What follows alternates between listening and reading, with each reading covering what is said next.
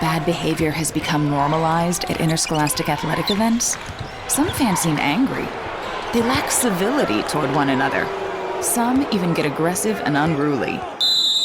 Time out! What is going on? This has to stop. Let's not forget, school sports aren't just about winning. And they're definitely not an excuse to take your frustrations out on the official or the opponent.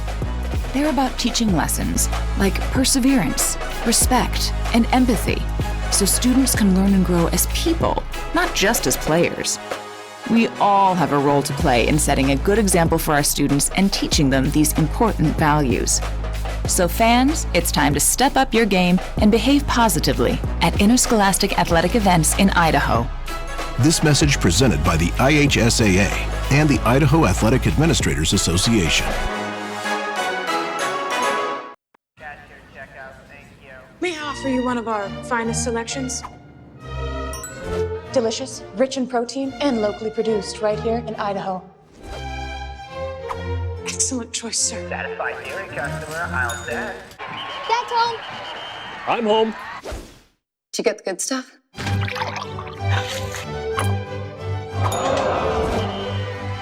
He's lighting it up. He's going in. He scores! Idaho's 529 can be used at any in-state or out-of-state 2- or 4-year college or university. Can be used at a trade school for an apprenticeship. Whatever it is that your kid is interested in, that's available for them to use the fund. I really like the flexibility. It gives Wild the opportunity to pursue a whole array of training. So whatever your child's passion is, you can support that. To learn more, go to idsaves.org.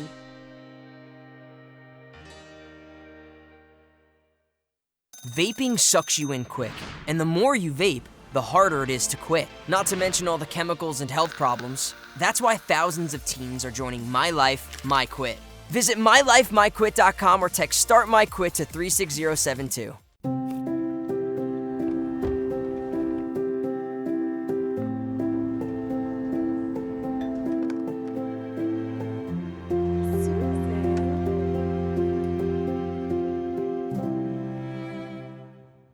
It's that time again. Time to get the health insurance you need for next year. Open enrollment is the time for you to enroll in, renew, or change your coverage. At Your Health Idaho, you... Tips, grants, donations, and scholarships. It's our way of saying thanks. We're Valleywide, and yesterday, today, and tomorrow, we're here for you.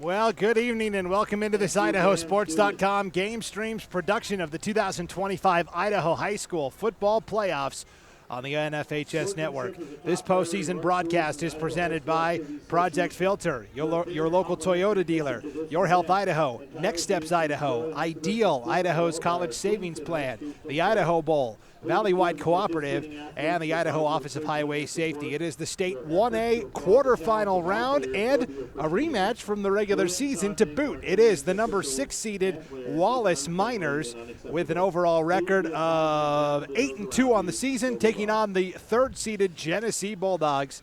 The Bulldogs on the season are also 8-1. So, hi everybody inside the broadcast booth. Brandon Bainey alongside Tyson Chapman. And Tyson, these teams met in the regular season. Genesee won in Silverton 22-18, and that is why we are in Genesee tonight instead of over in the Wallace area. And so with that, Genesee also had a nice opening round win last week over Timberline 66-26, where pretty much everybody got fed. Yeah, no, both these teams are very high-powered offenses. You could see that just by going down their schedule this year, looking at the high scores. Going into that first game that you called back in the regular season between these two games, we were expecting a huge high-scoring game, only being 22-18 or something like that. And so it'll be exciting to see what happens tonight. And then going into some of the players, of course, the big heavy hitter, Cooper Miller for Wallace, quarterback, had over like 400 yards just by himself in the Salmon River game. And then, of course, some of his other targets, Lennox Radford and Gus Scott at tight end. Just some of the weapons that they can use on the minor offense. Get a high-scoring game, hopefully. Then on the Genesee side, we got Jackson Banks at quarterback, pretty good runner, and he can throw here and there. Showed that a few times, especially against the Miners in their first game. And, of course, we got Carson Warner Hall, number 2 receiver, and then Noah Bowman. Both those guys can run and catch, so be exciting to see what they do. And very exciting game in general. Yeah, so when these teams played earlier this season over in Silverton, Jackson Banks completed 14 of 25 passes for 251 yards, 3 touchdowns and an interception. Conversely, Cooper Miller, Wallace's quarterback, was held to 6 of 15 for just 126 yards and touchdowns. Only 15 pass attempts for Cooper Miller. The game plan for Genesee was run the ball, control the clock, limit Wallace's possessions. I would assume that's the same game plan tonight. I did not get a chance to ask head coach Jason Hansen because Genesee literally did not take the field until there was about 10 minutes left on the warm-up clock. Who knows where they were? Wallace was out here early tonight and ready to go. So we are just about ready for our coin toss here between Wallace and Genesee. And again, thanks for being with us tonight on IdahoSports.com and the NFHS Network. We want to thank some of our sponsors tonight before we get going here for the Wallace Miners. Congratulations to the Wallace football team from the crew at Wallace Ace Hardware and Northwest Mine Supply. They're wishing the Miners all the best of luck in the playoffs. Are you looking for a free checking account? P1FCU's Ascend Checking is a free checking account that can earn you dividends. Open your account at p1fcu.org. The team at 1910 Coffee Company loves supporting the Wallace Miners and wants to say good luck to the team in tonight's game. And Pressed On Pine is proud to support all the Wallace student athletes and wants to congratulate the Miners football team on a great season. And for Genesee tonight, we want to thank all of our Genesee power boosters tonight, especially North Idaho Crushing, Shorts Funeral Chapel, PNW Farmers Co-op, and Strom Electric. Speaking of, Strom Electric has been serving the Palouse and Camas Prairie region since 1938, providing electrical wiring for all sizes of projects, electrical motor repair, and well pump installations. Strom Electric is licensed and insured in Washington, Idaho, and Montana. When it's time to renovate your home, business, or install a well water pump system, call them at 208-835-2331. Strom Electric, strong supporters of local high school sports. Good luck, Genesee. George F. Brocky & Sons is a fourth-generation family business that's been pricing quality peas, lentils, garbanzo beans, Austrian winter peas, and rapeseed for over 65 years to north central Idaho and southeast Washington. These products are cleaned and then shipped under the top-notch and sun-dried brands to nearly every continent on Earth. Their worldwide customers have come to expect quality products in every shipment. At George F. Brocky & Sons, they build relationships with their loyal customers to help maximize yields and ensure quality. Stop by their facility in Kendrick and say hello, and as always, go Bulldogs. Wilbur Ellis is a huge supporter of Genesee Athletics and wants to wish the Bulldogs the best of luck tonight. The team at PNW Farmers Co-op wants to give their best wishes to the Bulldogs on their state playoff run. Go get them. And thanks again to all of our great sponsors tonight for making these postseason broadcasts available to you, the fans. Okay, Tyson, we had our coin toss there tonight. Why don't you introduce us to our officiating crew this evening? Yeah, here we go. Referee Dan Marsh, umpire Darren Hartwig, linesman Richard Bearlocker, and field judge Aaron Lockhart, back judge Ryan Skinner.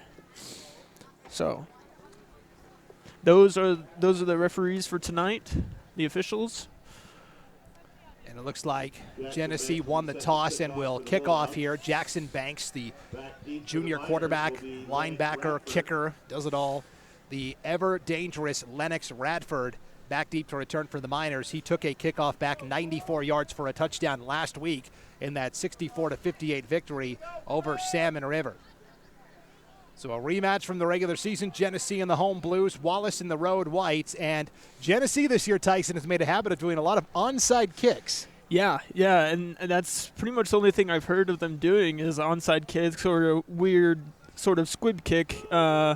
So I wouldn't be surprised, do a little onside kick here, maybe get the ball back as a hope, but see what they do here. I don't expect anything deep to Lennox. Here comes the squibber. It will be a scrum for the football. Did Genesee recover that? What a start to this quarterfinal game they did. It's Carson Warner Hall who recovers for the Genesee Bulldogs. Wallace knew it was coming and still couldn't stop it. And so now we get to see the Genesee Bulldog offense for the first time tonight, quarterbacked by Jackson Banks, the junior, completing just under 60% of his passes, 1,354 yards, 21 touchdowns against just 3 interceptions this season. So 21-3, it's a pretty good ratio, Tyson. Yeah. No, and a great execution there on the onside right there to get the ball.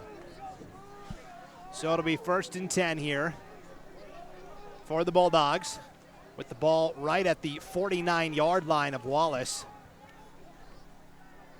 Deep ball over the middle, incomplete. They were trying to go to Preston Cass, the guard / tight end up top there. No dice. Bring up 2nd and 10. The rest of the Genesee starters on offense tonight up front, Neil Jaramalek, the sophomore, and Isaac McLaughlin, the junior, are the guards. Justin Levitt, the senior, is at center.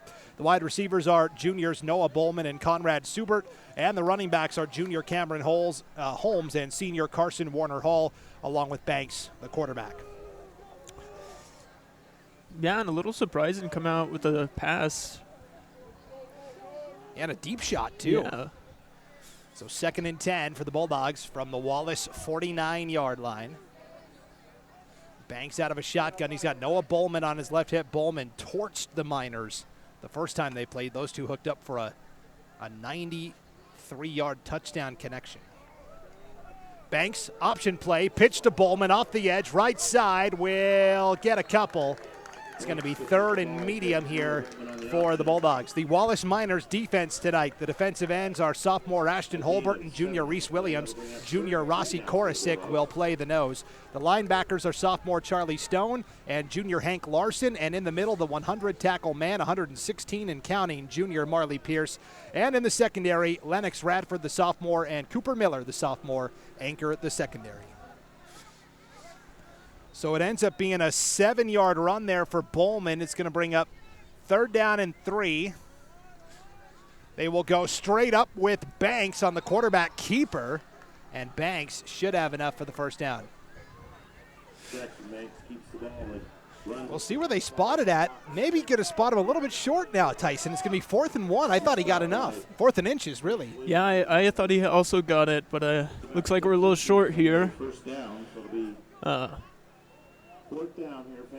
Probably going to have Genesee do the same similar thing just to get the sticks moved. Really good ball running team, Genesee is. So that's why I said I was a little surprised coming out with the pass. But yeah, and it's a lot of different guys, right? Bowman, Holmes, Banks. 4th and inches out of the gun here. They got to get to the 40 for the 1st down. They give inside the 1st down and more. Inside the 20, inside the 10. One man to beat. Ridden down from behind inside the 5-yard line. 1st and goal. That's Cameron Holmes on 4th and inches. Yeah, right as I say that, they go off for a big run right there. So staying true to their word. Good ball running right there. So Holmes will take it down to the 7. That is going to be a gain of 32 and a 1st down. It's 1st and goal for the Bulldogs. And we'll try to get you the action as best we can. We've got a makeshift tower next to us where our scoreboard operator is. So 1st and goal from the 7. Banks will keep it up the middle. We'll run right into the heart of the defense, and the play will be blown dead after a gain of a couple. So 2 yards there for Banks, 2nd and goal from the 5. And I think tonight, Tyson, red zone play is going to be critical. When these teams played in Silverton earlier in the season, Wallace had the ball 4 times inside the Genesee 20, came away with the bagel on all 4 possessions. Yeah, it was just rough. With that one where Cooper Miller had a run and you just happened to slip on that long grass over there, and it's just kind of rough to watch that red zone activity. And meanwhile, Genesee cashed in on each of their 2 red zone trips when they played in the regular season. They will give to Holmes off the right side again. Not really anywhere to go. Ashton Holbert, the first guy in there defensively for the tackle for Wallace. Yeah, and I think that'll be the big thing this game is both defensive lines putting pressure on these offenses and making them rush, making them overthink, and put pressure on them. I think that'll be a big part of this game as well. Already Genesee chewing up the clock. 8:40 to play first quarter. It's 3rd and goal from the 4 after the 1-yard run there by Holmes. So 3rd and goal from the 4. Banks will take it off the right side. Pitches it at the last moment. Dangerous pitch. Holmes has the edge and has the touchdown. So a 4-yard touchdown run for Cameron Holmes, and Genesee strikes first. Of course, they run right to the corner where our view is a little bit obstructed, but you'll have to take our word for it. Yeah, good timing on the pitch too to get the touchdown for the Bulldogs. Gonna try and punch it in for 2 right now. And in a tight game like this, the 2-point conversions will be critical too, right? It'd be huge. So Holmes with the 4-yard touchdown run. Genesee going to line up and go for 2. Banks on the rollout. Goes right, goes back to the left, and brought down by Reese Williams on the sack. So Williams adds to his sack total on the season, approaching double digits, and so the run no good. And with 8:29 to play in our first quarter of action, it's 6-0 Genesee in front. Well, tonight's game on IdahoSports.com is brought to you in part by, hold on, there we go. Brought to you by George F. Brocky & Sons, a 4th-generation family business that's been pricing quality peas, lentils, garbanzo beans, Austrian winter peas, and rapeseed for over 65 years to north-central Idaho and southeast Washington. These products are cleaned and then shipped under the top-notch and sun-dried branch to nearly every continent on Earth. Their worldwide customers have come to expect quality products in every shipment.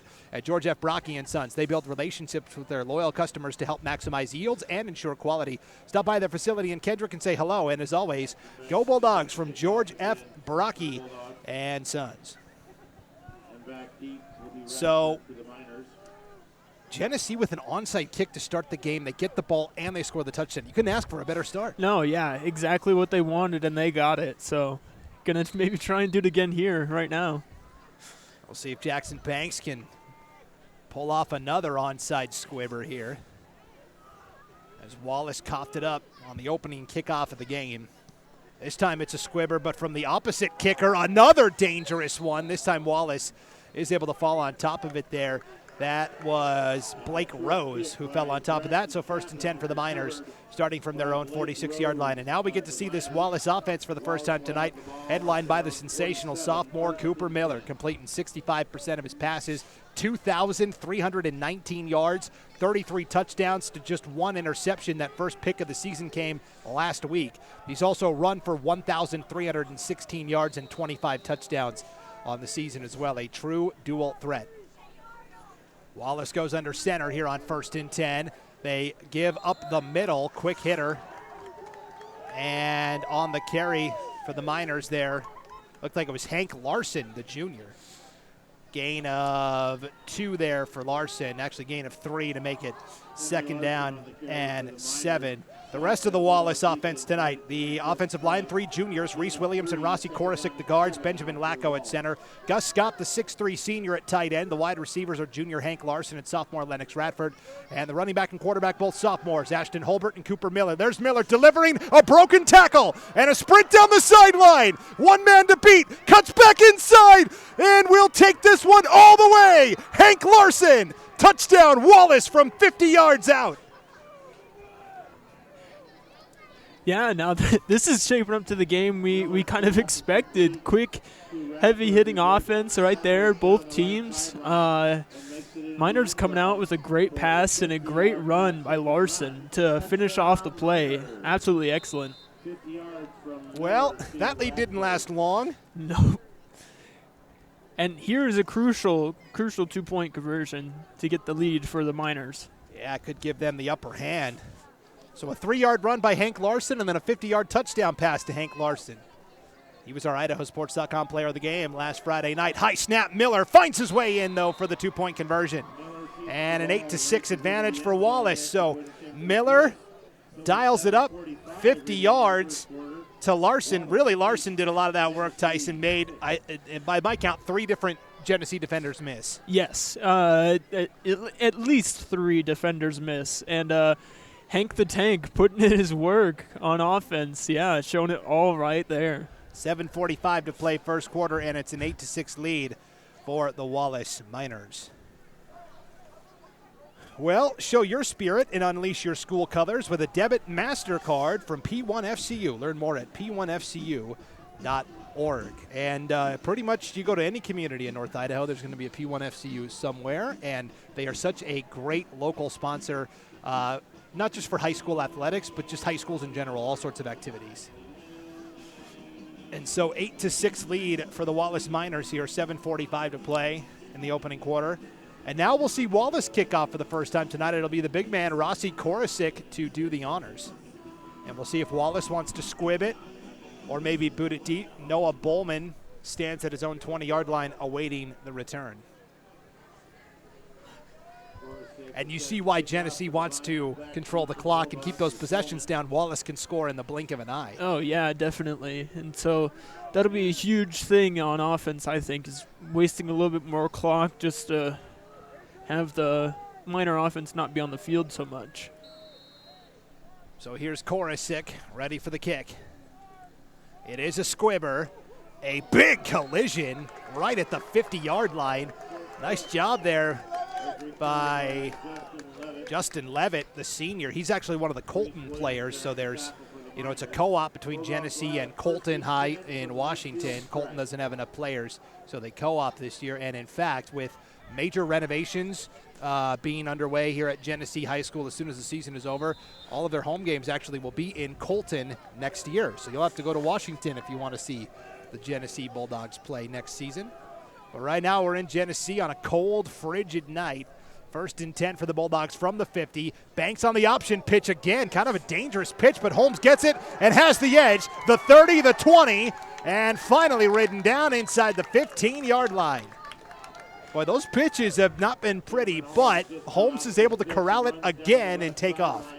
Yeah, Banks did a really good job on that defensive end, making him think on he was going to keep the ball or toss it. So really good execution on the toss. Kind of bobbled it a little, but great run to finish it off. Looks like that ball is right at the 15-yard line, so that is a gain of 35 on the run there by Cameron Holmes. So his 4 carries so far tonight, Tyson, 32, 1, 4, 35. Yeah. Doing all right. Here's the other back, Noah Bowman on the toss, and another huge tackle by Reese Williams. Bowman maybe got back to the line. We'll see here. Good pursuit by Williams right there. Yeah, Williams, Marley Pierce is the leading tackler, 116 and counting with 6 sacks. But Reese Williams actually 59 tackles and 8 sacks coming into tonight, and then he had the sack on the 2-point conversion. So the next sack by Williams will be his 10th of the season. It's always a nice if you can get to double digits in sacks in a season. Yeah. That means he averaged about 1 per game, typically. So no gain on that toss to Bowman. That'll be 2nd and 10 from the 15-yard line. Banks out of the gun. Back to pass, looking left, now throws over the middle. It's got a man, but it's in and out of the hands, incomplete. Oh, open across the middle. That was Wyatt Basinger, the sophomore, and Basinger can't haul it in. Yeah, that's a heartbreaker right there, just through the hands. Had a touchdown, but good route, good toss, just had to reel it in. So 3rd and 10 from the 15-yard line. Genesee, the first time these teams played in Silverton, converted on not one but two critical fourth downs to earn that 22-18 win. Trying to avoid fourth down tonight if they can, but they're staring down 3rd and 10. Option play, pitch, it's fumbled. Bowman picks it up off the grass, trying to get to the corner and will not. He will lose a yard on that one. So now you're talking 4th and really long. It's interesting they're going with so much option tonight, Tyson, because we're outside. Yeah. It's cold. The sun is set. That ball gets hard as a rock, and a 2-yard loss for Bowman there on that option pitch. Yeah, and that wasn't even the first, I want to say fumble, but we stumbled the ball the first time on that option. So it's a little bit scary just to hold into the ball because, to your point, it is a rock-solid ball in this type of weather. And it'll be interesting to see if they keep going and can get those tosses down a little bit better, too. 4th and 12. Play action. Banks rolls out, has time, throws a rainbow to the end zone. It's off the shoulder pad. Incomplete. They were trying to go to Preston Cass, the tight end. It was thrown a little bit behind him. He had to turn and short arm it off that outside shoulder. It falls incomplete and a turnover on downs. Nice job by Banks, though, to step up and get that ball to the end zone. Yeah, good job by Banks to get the ball there. 2 opportunities to score the touchdown, just couldn't reel them in. That's kind of tough right there. And like we were saying earlier, those red zone opportunities, those are going to be huge for this game. And right there's one of the points to that. See what the Miner offense can do now. After the turnover on downs, they'll go up the middle here with Ashton Holbert, the sophomore there. Holbert plunges ahead for 2. And that's the thing about both of these teams, really, when you look at it. Genesee, Bowman's a junior. Banks is a junior. Holmes is a junior. Conrad Subert, the top receiver's a junior. Wallace, Hank Larson's a junior. Radford, Miller, and Holbert are all sophomores. So, these are guys you'll be hearing for years. This play blown dead before it can start. Penalty here against the Miners. Yeah, and you know that both these coaches love that these guys still have a few more years to go and, use their talents and, of course, continue to get better as well. So really exciting for these teams and at least have a few more years of being in playoff contention and stuff like that, I think, with these skilled players. No doubt. So false start against the Miners, 2nd and 12 for Wallace. Ball back at their 15-yard line now. We'll profile each of the coaches after this next play. Miller, screen pass. That's dropped by Larson. Incomplete. Actually, Holbert, the intended receiver out there. So the head coach of the Wallace Miners is Jared Young. He is in his 12th season on the Wallace sidelines, actually 11th season, 41-51 in that time. Previously was the defensive coordinator for 2 seasons at Wallace and then was an assistant coach at Powder Valley High School in Oregon. And, of course, Jason Hansen has been synonymous with Genesee High School since the late 90s. We'll talk more about his journey in a moment here. 3rd and 12. Miller taking a deep shot, looking for Larson. He's got it! Holds it in just shy of the 45-yard line for a first down. That is a gain of 28. Just threw it up and trusted his guy to make the grab, and it'll be 1st and 10 for the Miners. Head coach for the Genesee Bulldogs, Jason Hansen, in his first season, but it's his 3rd stint. He coached them from 2000 to 06, coached them again from 2010 to 16. Now he's back for his 3rd ride here, Tyson. Yeah, and up in the playoffs, getting it done. Yeah, first playoff appearance for Genesee since 2021. There's Larson on the carry, this time swallowed up for a loss. That's going to be a loss of 3 for Hank Larson there. So already getting Genesee back to the playoffs where they're used to being. In that first stint, Jason Hansen took Genesee to 3 consecutive state championship games, 2004, 05, and 06. The 05 team went 12-0 and won the only official state championship in school history. Genesee did win one in 1965 as well, but the IHSAA playoffs weren't officially sanctioned back then. Right. unofficial championship. 2nd and 13. Miller going to keep it on the draw. Is going to squeeze his way to the 45-yard line, a gain of 5 to make it 3rd and 8. Yeah, and Miller does a good job of running in and around players and evading and slipping out tackles. But Genesee right there did a really good job of collapsing in on him and actually getting a good hold so that way he can't slip out, as he did a few times in their first game against playing against each other. 3rd and 8 for the Miners from their own 45-yard line. 3:35 to play, opening quarter of action. Miller out of the gun.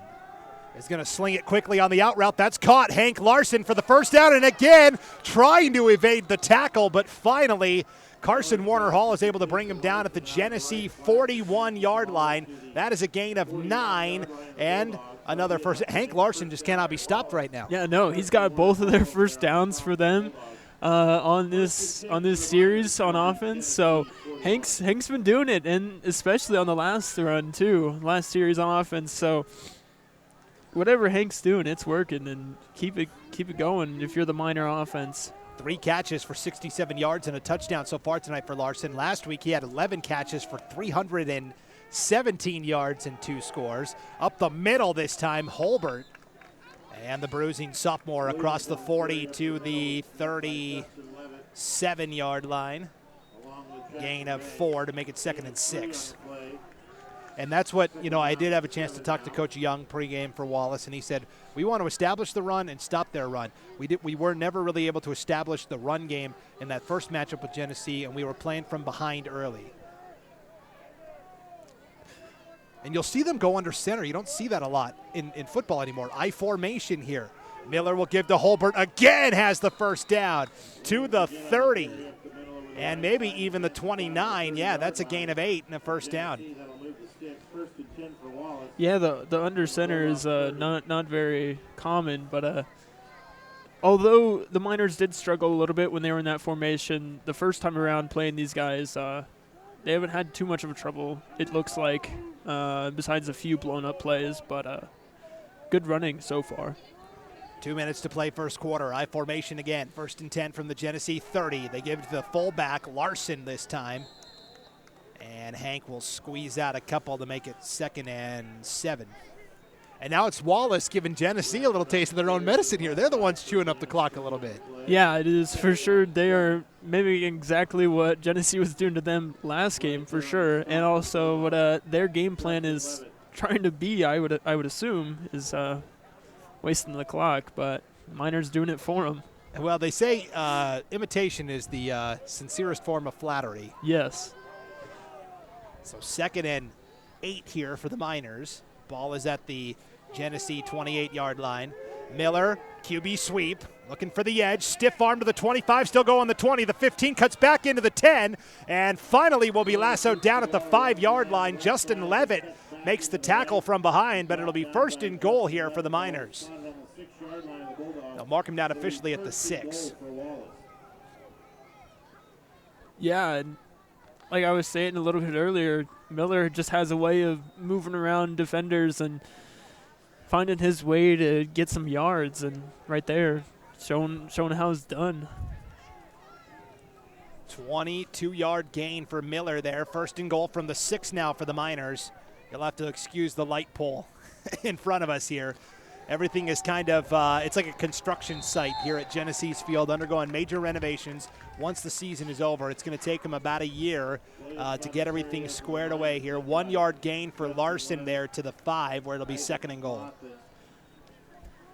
And we're right next door to, I'm sure you saw it coming in. The sun was still up, Tyson. The Genesee baseball field. Beautiful baseball field, right? Yeah, I did notice that. I actually found the field on Facebook through a post of them showing how they have flipped the scoreboard for the baseball and football, and I was able to locate the football field that way. Oh, the scoreboard rotates. Interesting.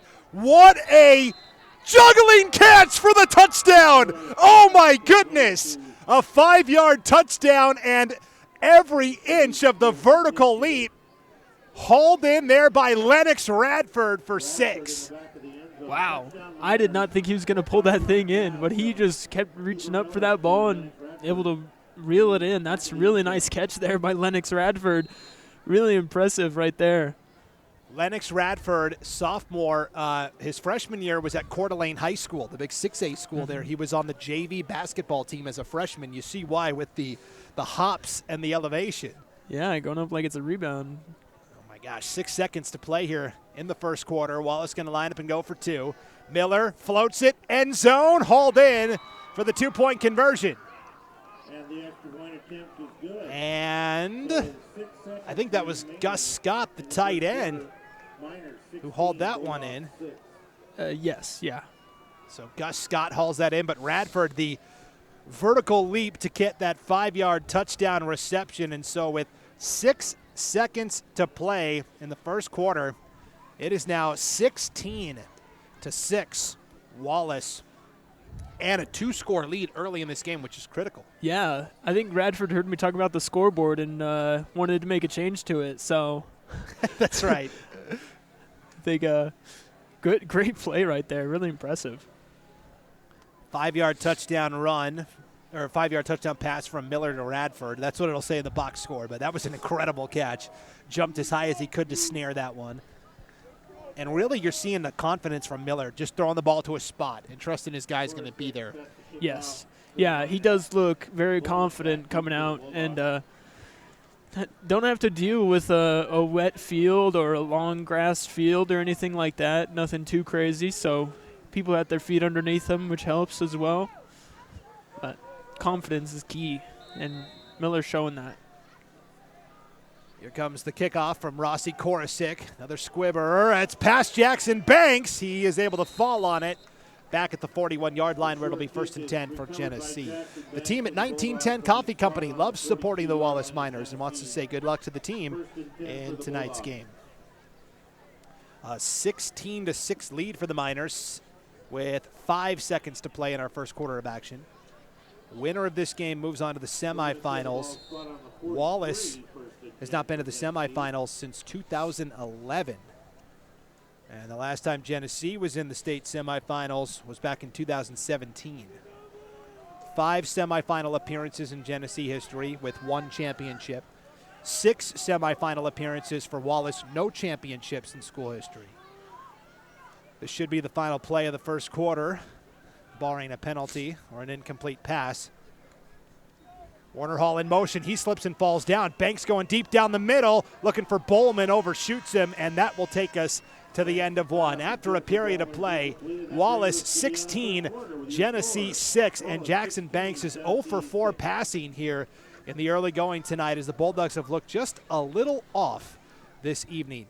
Tonight's game on IdahoSports.com brought to you in part by Strom Electric. They've been serving the Palouse and Camas Prairie region since 1938, providing electrical wiring for all sizes of projects, electrical motor repair, and well pump installations. Strom Electric is licensed and insured in Washington, Idaho, and Montana. When it's time to renovate your home, business, or to install a well water pump system, call them at 208-835-2331. Strom Electric, strong supporters of local high school sports. Good luck, Genesee. Well, Tyson, what were your big takeaways from what was a pretty fun first quarter of action? Yeah, at the base of it, Wallace is playing their game more than Genesee is. We were talking about the imitation and everything. Wallace is doing a good job milking up the clock, especially that last series. They just seem a little bit more confident, too. Wallace does, to be honest with you. Yeah, they just seem to be getting it going. But if the Genesee defense could rally a little bit and get some stops, and then, of course, now on offense, get a good run or get a touchdown, that'd be amazing for them. Right now, Genesee just trying to keep pace. They will go with the run off the right side. That's Cameron Holmes. Nowhere to go. Holbert and Korosik. Combo on the tackle there. Maybe a yard. We'll see where they mark it. Yeah, it's going to be 3rd and 9 here for the Bulldogs. Well, Holmes, after the big 32 and 35-yard runs, He's public enemy number one for that Wallace defense. He's probably getting tackled even if he's carrying it on a ball fake, right? Yeah. No, for sure. They are definitely focusing on him and just going to try and keep everything in close and not let anything huge get away from the Minor defense. And because they've been behind the chains, every third down seems like it's been third and long. Middle screen caught by Cass will be brought down from behind. Penalty flag comes out as well. Could be an ineligible man downfield. The offensive lineman may have gotten downfield too quickly as that screen pass was a little high for Preston Cass. We'll see what the call is here. Oh, it's holding against the Bulldogs. So Wallace may decline that and just take the fourth down. And we may see for the first time tonight something we did not see at all the first time these two teams played, Tyson, and that would be a punt. Yeah, I believe Genesee had a quick punt. Oh, that's right. They did have a quick kick. Yeah. Yes. But that was a little weird. But no regular punts to be fair. So see what they do here. And so now officially, Banks is 1 for 5 passing for no yards. Completes this one, though, to Bowman, and Banks says, how about that? That is enough for the first down. They needed 9. They end up picking up 12, and that will move the chains. Yeah, and Bowman was the guy that caused them problems the first game. So showing how doing his thing, catching the ball. Great run right there to get the first down. Huge for Genesee right there. That was really, really big for them on offense.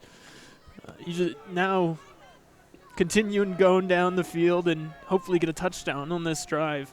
Bowman is the leading receiver for Genesee, 696 yards and 9 touchdowns on the season.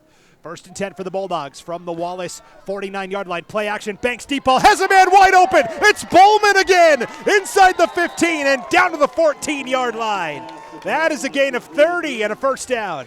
Yeah, no one was on Bowman. He was just waiting for that ball to get to him. And, just an easy little catch and run right there for Bowman. Nice pass by quarterback there. Oh, shoot, it just slipped my mind. Banks. Banks, yes. They'll actually put this at the 13, so that is a gain of 31. And that's what happened the first matchup. Bowman snuck behind that secondary a couple of times. First and 10 from the 13-yard line. Banks back to pass now in a bit of a rhythm. Going to sling it over the middle. That's caught by Cass. Fumbles it at the last moment. They're going to rule he is down by contact. And so down at the 11, a 2-yard gain. And now all of a sudden, Banks, after starting the game 0 for 4, has completed its last 4. He's 4 of 8. And sometimes that's all it takes for a quarterback to get in a little rhythm. Yeah, he probably got his hands warmed up a little bit and to get a better grip on the ball. So excellent work right now, getting the ball slung around nicely for Banks. 9:25 and counting before halftime, a 16-6 lead for Wallace, but Genesee trying to change that. 2nd and 7 for the Bulldogs from the Miners' 10. They will give to Holmes up the middle, cuts inside, and will take it down to around the 5-yard line. Will be 3rd and 1 here for Genesee.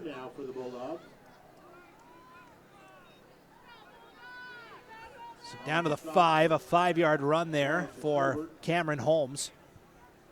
And officially 3rd and 2. They've got to get to the 3 to pick up the first down here. 8:45 and counting before halftime. Genesee trailing by 10. 2 receivers to the right, Cass the receiver on the left. Banks, option, pitches to Bowman, has the edge, has the touchdown. Noah Bowman clears the pylon for 6. Yeah, Bowman right there, little speedy guy, showing his speed, getting the touchdown. And 5-yard touchdown run off the option pitch. That was a no-look pitch there by Jackson Banks, trying to do his best Mahomes impression. Now a critical 2-point conversion. Genesee 0 for 1 on 2-point tries so far tonight. 8:35 to play here before halftime. Banks, QB keeper, is in. And it's 16-14. Genesee answers the call, and the Bulldogs are now within 2. They really needed that. Just for momentum, right? Yes. Yeah, that was huge for the Bulldogs. Big series right there. Huge first down on fourth. Needed 9 yards, got 12. And then came down, got another first down, and then another good run by Bowman. He got it done right there for the Bulldogs. So credit to them. Good job finishing that out, even though it was a little scary at first, but credit to them. They got it done. Now we'll see if that defense can get a stop here. The team at PNW Farmers Co-op wants to give their best wishes to the Bulldogs on their state playoff run. Go get them from PNW Farmers Co-op.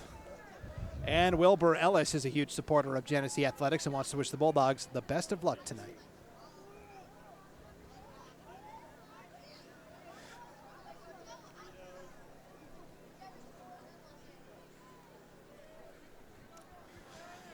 So 8:35 to play here before halftime. 16-14 lead for Wallace here in Genesee. 1A state quarterfinals. Brandon Bainey alongside Tyson Chapman tonight on IdahoSports.com and the NFHS network. I was told a lot of folks back home in Wallace watching up on the big screen TV. So, hey, shout out to everybody back home over there in District 1. Here comes what we think will probably be another onside kick here by the Bulldogs. It is. And softly corralling it that time, Blake Rose. Actually, that is Hank Larson falling on top of that. So it'll be 1st and 10 for the Miners from their own 47-yard line. Actually closer to the 46. So both coaches have basically said, yeah, we'd rather you start with the ball basically at the 50 than risk, like Lennox Radford taking one back like he did last weekend. Yeah, exactly. That's exactly right. Miller on 1st and 10. Quarterback draw will shed one tackle and take it across the 50 into Genesee territory to about the Bulldogs' 47-yard line. Neil Geralamek on the tackle there. Gain of 6 to make it 2nd and 4. So the second down now for Wallace from the Genesee 47. And Cooper Miller's only run it 3 times tonight for Wallace. And that is something, Cooper Miller could run it, 10, 11, 12 times and a half. But if they don't have to, if he can lean on some of those other playmakers, that's something Coach Young will take all night. 2nd and 4. Miller again will keep it. Will try to break to the outside, and Jackson Banks, the opposing quarterback, closes the door. I think if Miller had kept going straight, he could have gotten the first down, but he tried to juke outside, and Banks was like, not today. Yeah, just slight hesitation by Miller, and I think exactly to your point, that's what got him, just a little hesitation. But going back to what you were saying earlier about his other weapons, when he uses those other weapons, it also makes the Miners just that much more dangerous because it's just one more extra thing you have to think about. So, although not a great run there for Miller, got to work on these other weapons and show the Bulldogs what they got. Miller's only attempted 5 passes tonight. Wallace is running probably at a 2-to-1 ratio. They'll run again here on 3rd and 4. Miller trying to quickly get there and will not. It's going to be 4th down and about 2. He's brought down at the 41-yard line. So a 4th down upcoming here for the Miners. Yeah, huge 4th down right here for the Miners. If they can convert the same way the Bulldogs did on their 4th down, it'd be a great way to keep this game separated and not have the Bulldogs with almost 6.5 minutes on the clock. So really huge 4th down right now. 4th and 3 for the Miners. They've got to get to the Genesee 39 for the first down. It's currently at the 42. Miller will line up out of a shotgun here. We'll drop back to pass. We'll go over the middle, too high, incomplete. And our official takes a tumble as well and loses his hat on the play.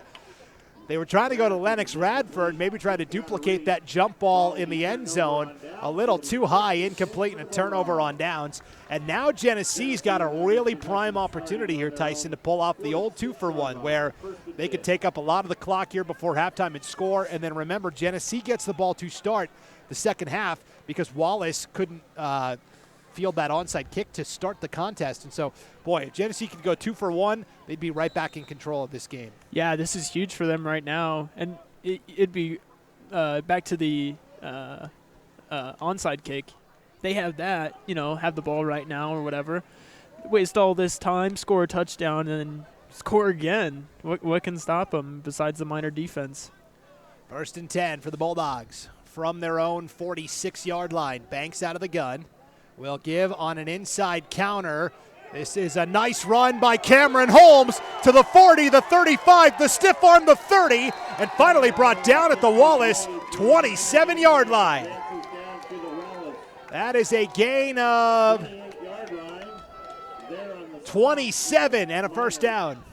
Textbook ball running right there, following your blockers, following the holes, evading defenders right there. Yeah, great run right there for the Bulldogs.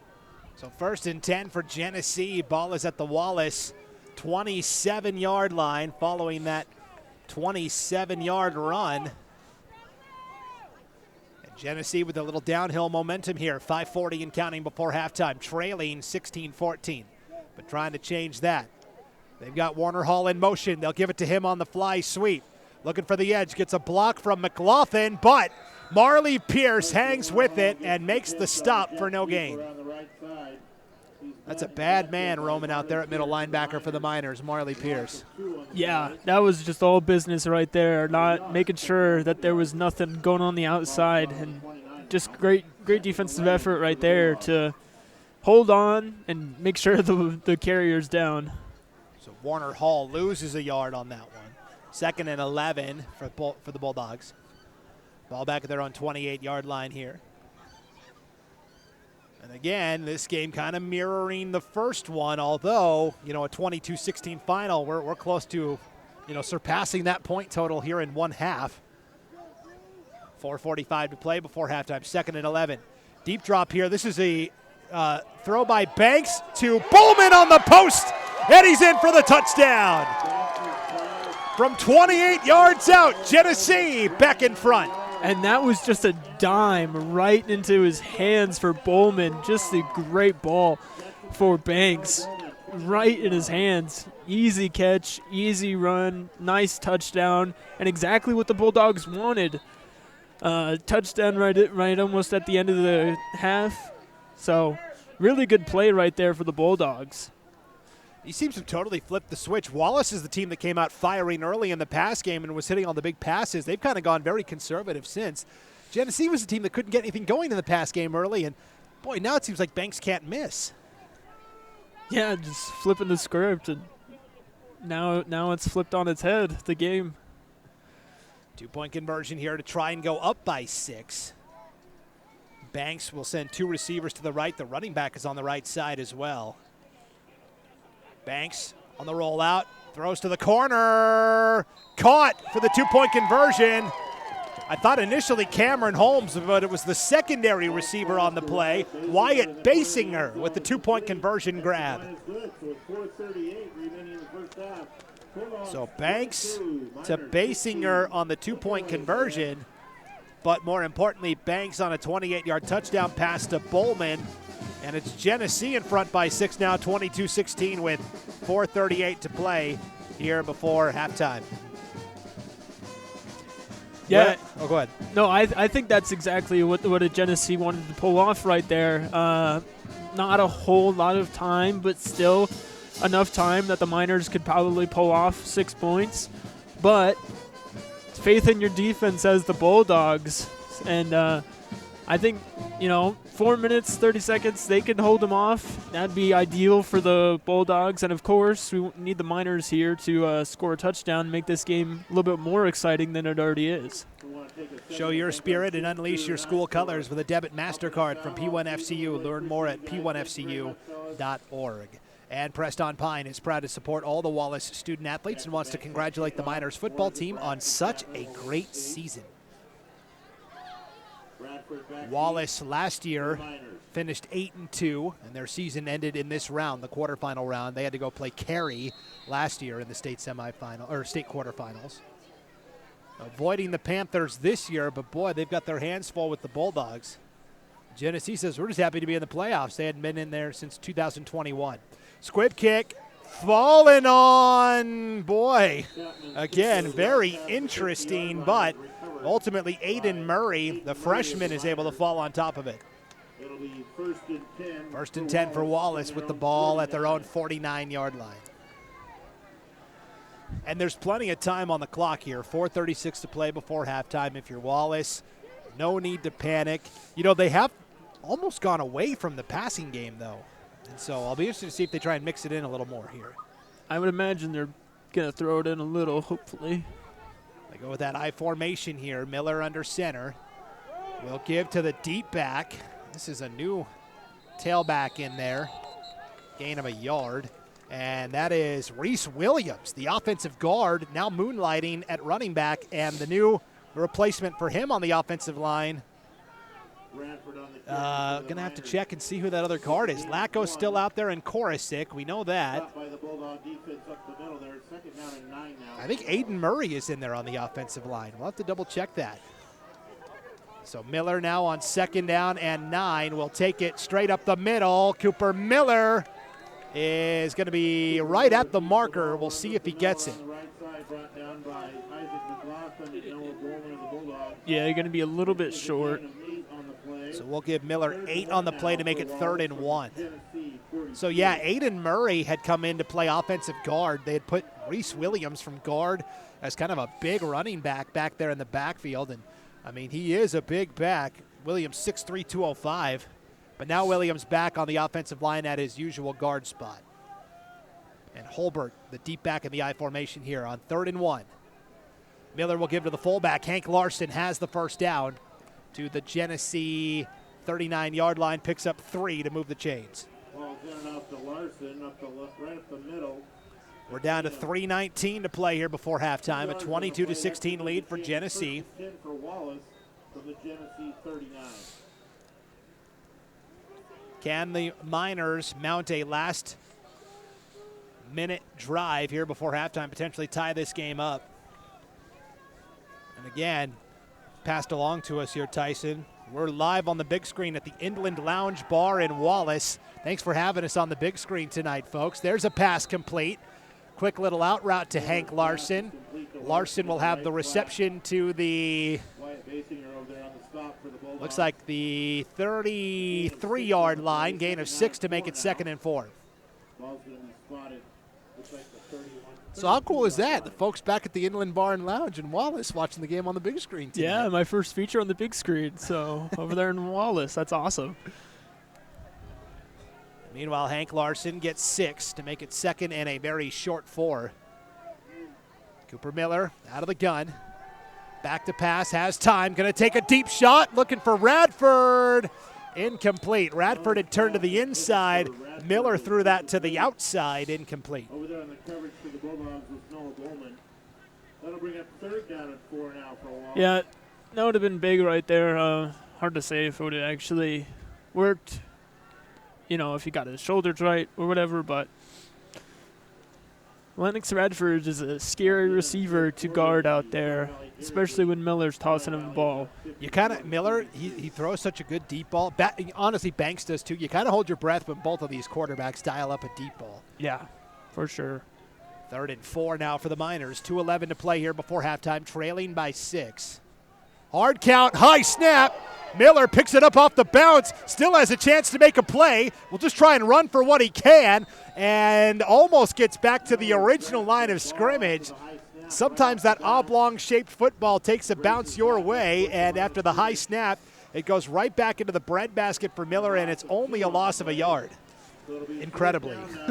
Yeah, no, that should have been a lot worse than what it was. Got to get those snaps down for the Miners. That's one of the issues they can't be dealing with doing this on offense. Brings up a 4th and 5 for Wallace from the Genesee 34. They've got to get to the 29 for the first down. 1:25 to play here before halftime, and the Miners trailing by 6. Miller again out of a shotgun. On 4th and 5, will go on the out route, complete to Lennox Radford. Up the sideline, one man to beat. He's into the end zone for the touchdown. Lennox Wow. Just like that. 4th and 5. Hey, no problem. Let me dial up my sophomore, Lennox Radford. Yeah, they still got minute 13 left to spare. So Miners showing their quick, heavy-hitting offense right there for sure. And huge for them right there, basically putting the game 0-0 again, 22-22. And now the 2-point conversion here for the Miners to try and retake the lead. Miller rolls out, left side, throws it off his back foot, and it's plucked out of the air by the big tight end. Actually, that was Ashton Holbert, the running back. Wow. So Miller just kind of flung that off his back foot, and a tremendous 2-point conversion catch is made, and Wallace is in front now, 24-22. Trying to double-check who caught that 2-point conversion. That might have been Hank Larson, actually, who came down with that. Yeah, that was Larson on that 2-point reception, and a critical one because that gives Wallace a 2-point lead, 24-22. But back to the touchdown. Lennox Radford has 2 catches tonight. Both times it ended with him in the end zone. Yeah, huge for Lennox. And like I was saying, he's a scary receiver to guard out there. So showing why. His only 2 catches, 2 touchdowns. So big, huge for the Miners right there, especially getting the 2-point lead right before the half. Yeah, they're going to be kicking off twice, kicking off here and then kicking off after the half. So you could just hope that this Miner defense can get a really good stop this time around and then starting into the third quarter as well. Yeah, have to navigate that tightrope a little bit. Congratulations to the Wallace football team from the crew at Wallace Ace Hardware and Northwest Mine Supply. They're wishing the Miners all the best of luck in the playoffs. Rossi Korosik to kick off here for Wallace. 1:13 to play here before halftime. Another squibber and another ball securely hauled in there. That was Neil Jaramalek that time for Genesee. Right at the 45-yard line where it'll be 1st and 10 for the Bulldogs. Genesee has all 3 timeouts remaining. So does Wallace, actually, with the final 1:12 here before halftime. And the question is, really to me, for Wallace defensively, can they get the pass rush on before Banks has time to dial up Bowman? Right. Exactly. Because if they have that timing down perfect, get a good, easy touchdown like they were showing, Banks to Bowman.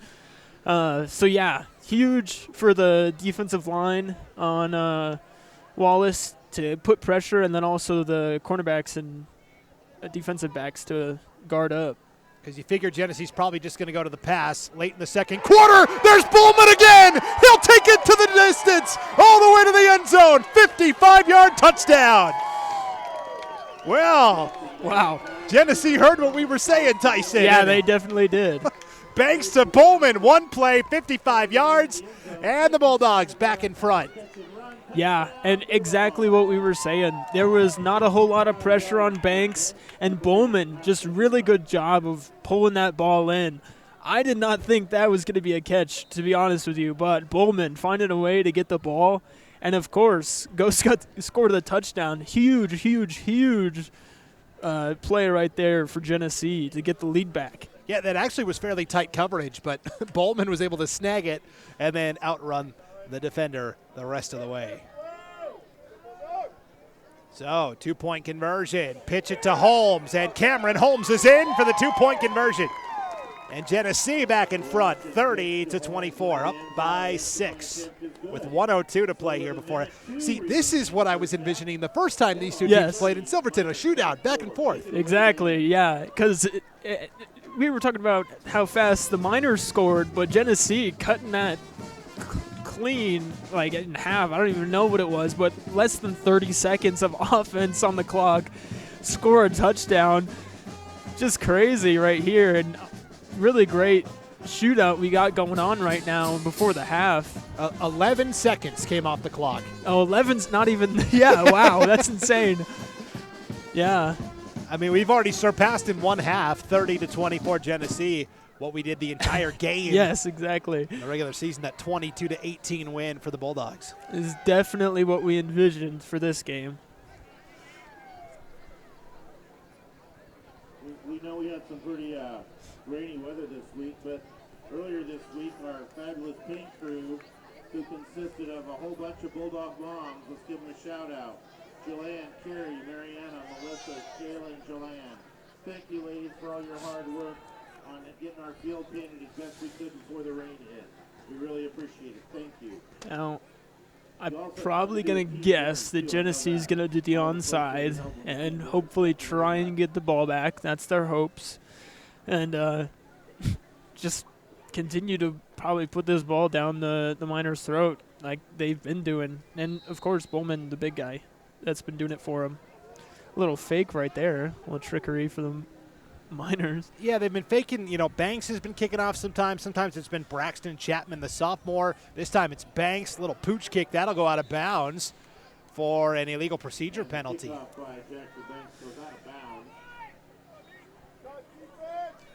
Yeah, maybe didn't want to put him right on the 50 or, you know, whatever. Push him back a little bit more than what they've had him. Give this Genesee defense a little bit more room to work with only a minute and 2 seconds left on the clock. Because, as we've seen in the last minute of gameplay on the clock, these guys can score quick, very, very quick. So, it'll be exciting to see what Genesee could do here on defense and, of course, on offense, what the Miners could do. I mean, in this game, 1:02 before halftime, that's an eternity. I mean, the last scoring drive only took 11 seconds. So, of course, that was on the Genesee side. 1st and 10.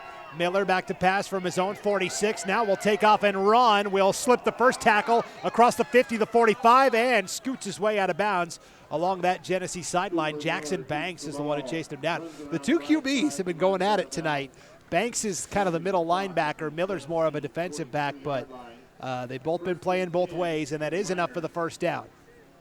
Yeah, they've both been doing their jobs very well and been the standouts for both these teams, along with the two other receivers, Bowman and Radford, too. Those four have been the standouts for these guys, offensive and defensively, too. So a 14-yard gain there for Miller on that first down scramble. He did get out of bounds as well to stop the clock at 53 seconds to play in the half. 1st and 10 for the Miners. Ball from the Genesee 43-yard line. Got to wait for a white hat official to get back in position here. And now we're ready to go. Empty set, 4 wide, 2 to either side. Miller will keep it on the draw. Will shuffle his way up the middle. That door closes pretty quickly there, though, by Isaac McLaughlin and company. And now Wallace will spend their first time out here with 47 seconds to play here before halftime. Officially a gain of 2 for Cooper Miller. Actually a gain of 1 to make it 2nd and 9. Yeah, good job right there by the defensive line, not getting too sucked in with Miller's trickery as they did the first time with that draw that they had. But, yeah, good job right there, closing up the holes for the Genesee defense. Making sure that they can keep this lead before the end of the half. Wilbur Ellis is a huge supporter of Genesee Athletics and wants to wish the Bulldogs the best of luck tonight. So 2nd and 9 here for Wallace. Ball at the Genesee 41-yard line. The winner of this game will advance to the state semifinals. They are on the same side of the bracket as number 2 Tri-Valley and number 7 Deary. Those teams are playing right now at Bengal Field over in Lewiston. Yeah, good one over there too. A lot of good 8-man football up here in North Idaho this weekend, no doubt. 2nd and 9. Miller with time. Looking for the deep ball for Radford. It's off the chest plate, incomplete. Bowman with the late coverage, I think disrupted Radford just enough, and it falls incomplete. Yeah, right there. Radford just couldn't pull it in. Good defensive effort by Bowman to make sure that Radford doesn't get a big play on him. And Radford kind of gave him a little pat on the back like, yeah, that was a nice one, Bowman. Bowman said, well, I got to stop you at some point. Right. That's the other thing, too. Those two have kind of been guarding each other at receiver and DB tonight also. So that's been a fun matchup no matter who has the ball. Exactly. 3rd and 9 for Wallace. 39 seconds to play here before halftime. Keeper for Miller up the middle. Still going, trying to slither his way. He is right at the marker. They will give him enough for the first down. Needed 9, got 10 to move the sticks. And up to the 32-yard line of the Bulldogs. As soon as they set that ball, the clock will run, and Wallace will spend their second timeout here in the opening half with 26 seconds to play here before halftime. And a 30-24 lead for the Bulldogs.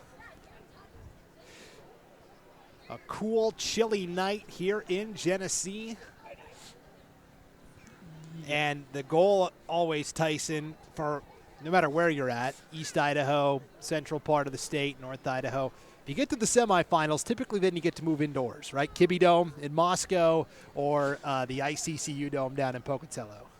Yeah, but we're here in great Genesee, enjoying the weather, and really good game here we got going on so far. So I'm enjoying it. Little 8-man football, a little chilly, get warmed up with some exciting plays, so I'm enjoying it.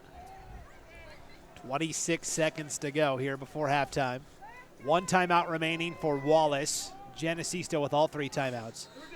It is 1st and 10 for the Miners from the Genesee 32-yard line. Miller back to pass. Throws a deep ball, looking for Radford again. Jump ball broken up. Bowman on the coverage. That one hung in the air just a little too long that time. Allowed Bowman to recover. Yeah, that was exactly it. Radford had to go up and grab it, but like you're saying, just too much time for Bowman to get there. That only took 6 seconds off the clock, so 20 seconds to play now before the end of the half. Wallace still with 1 timeout remaining. It's been all those deep fades. We haven't seen much over the middle. We haven't seen much of those out routes to Hank Larson that we saw earlier in the contest. Miller on 2nd and 10. There's the out. There's the comeback. There's Larson with the broken tackle inside the 20 and down to about the 16-yard line is Hank Larson. That'll be enough for a first down, and the clock will stop while they move the chains. And I think Wallace is going to spend their final timeout regardless here with 11 seconds to go here before halftime. So it is down to the 16-yard line. So a gain of 16 there from Miller to Larson. Well, as soon as I said it, you know, where are the out routes to Larson? There they throw one, and yeah, Larson had the hot start, and then he's been kind of quiet. We'll see if they, now that it's 1st and 10 from the 16, 11 seconds to go before halftime. You have no timeouts remaining. Pretty much everything has got to be, Tyson, right? Out route or to the end zone. Yeah, for sure, because, and exactly to your point, these receivers are skilled enough, I think, to get those nice quick routes and also have the speed to run and go score a touchdown. So hope to see a little bit more of the quicker over the middle and out routes and stuff like that, just because of the success rate that it could have for the Miners. So see what they do here. Hopefully they can do some of that because it works well for them. It'll be Radford and Larson both lined up on the left side of the formation this time. Gus Scott, the big tight end, is lined up to the right. And now Genesee is going to call a timeout. They didn't like that formation. First time tonight, at least that I can recall, that Radford and Larson lined up on the same side. Typically they have been on opposite sides. And so now Genesee coach Jason Hansen wants to take the timeout here and talk it over. We talked about it. Jason Hansen is one of the craftiest coaches there is in 8-man football. In his first season of his 3rd stint with the Genesee High Bulldogs, he was an assistant coach last year. Former head coach Justin Podrabski took an offensive coordinator position at Lewiston High School with Zane Hobart, the former Kendrick head coach. So you got 2 former 8-man coaches now leading Lewiston this year. Yeah. Lewiston had that really fun game last week. They lost to Lakeland in overtime, 28-27 to end their season. But a lot of good coaches up here in North Idaho. Yeah, for sure. 1st and 10 out of the timeout. So Genesee's got 2 timeouts remaining. Wallace has none. 11 seconds to go before halftime. 1st and 10 from the Genesee 16. Low snap. Miller's got it. He's going to throw the fade route. It's a dive and a catch for the touchdown. Oh, my. What a grab. Hank Larson Oh my goodness, full extension, and fought through the contact as well to make the grab. Yeah, wow. Just a crazy catch by Larson. That was absolutely insane. Diving out for the ball, catching that. Tying up the game. Huge right there for the Miners. Getting the game all tied up. With just 5 seconds to go before halftime as well. Yeah, perfectly timed if you're the Miners. Can't cut it any closer, and now the two-point conversion potentially to reclaim the lead. Miller up the middle, trying to stretch for it, and he got it. Wallace back in front, 32-30. Only 5 seconds to go here before halftime. And those two-point conversions, they're making the difference for right now. Of course, Miners had the lead of 32-30. So, you know, the Bulldogs come out on offense, but perfect execution right there for the Miners. Only 5 seconds left, you know. Get them to waste the clock, come back out on defense, hopefully get a stop, and then get the ball rolling again. Now, if you're the Bulldogs, you just want to try and get something, or Hail Mary, whatever. Something's going to work, right. You hope. But regather during halftime, come out on offense in the second half, and execute. So really good job, though, by the Miners to pull that off and end up with the lead basically at the half. But an incredible grab by Hank Larson there. And that's the key, as you said tonight. Wallace 4 for 4 on their two-point conversions. Genesee is 3 of 4 on two-point tries. They missed the very first one of the night to go up 6-0. This game was 16-6 at the end of one. Remember that? Yeah. No, it's 32-30. Flew by. This is one where I'd almost kick it a little deeper than you have been. That way, because Banks has got the arm from the 50 to throw it to the end zone. Make it touch him. See what Rossi Korosik does here. It's going to be another squibber. Banks will fall on it at the 45-yard line. And now with 4 seconds to go before halftime, Genesee's got to go 65 yards to pay dirt. And you got two options here, basically. Hail Mary or trick play of some kind, multiple laterals, hook and lateral, something like that. I don't know. Banks, he's got a strong arm. I think he's got enough to get it. Maybe not all the way to the end zone, but inside the 10, certainly. Give the guy a chance. Yeah. And you were talking about the creativity for the Genesee coaching staff. So I wouldn't be surprised if they tried to throw out some trickery. You know, it's the playoffs, and it's the game on the line. So see what they do here. Maybe going to be a Hail Mary. 1st and 10. Should be the final play of the half. Banks hit as he throws, going deep over the middle. It's dropped by Carson Warner Hall, even if he hauled it in only around the 25-yard line. And that will take us to halftime. A really fun one. And here in the 1A state quarterfinals, Wallace leads Genesee by 2 on the road here at halftime, 32-30. The halftime show is headed your way next. Don't go anywhere. You're watching the 2025 1A state quarterfinals on IdahoSports.com and the NFHS Network.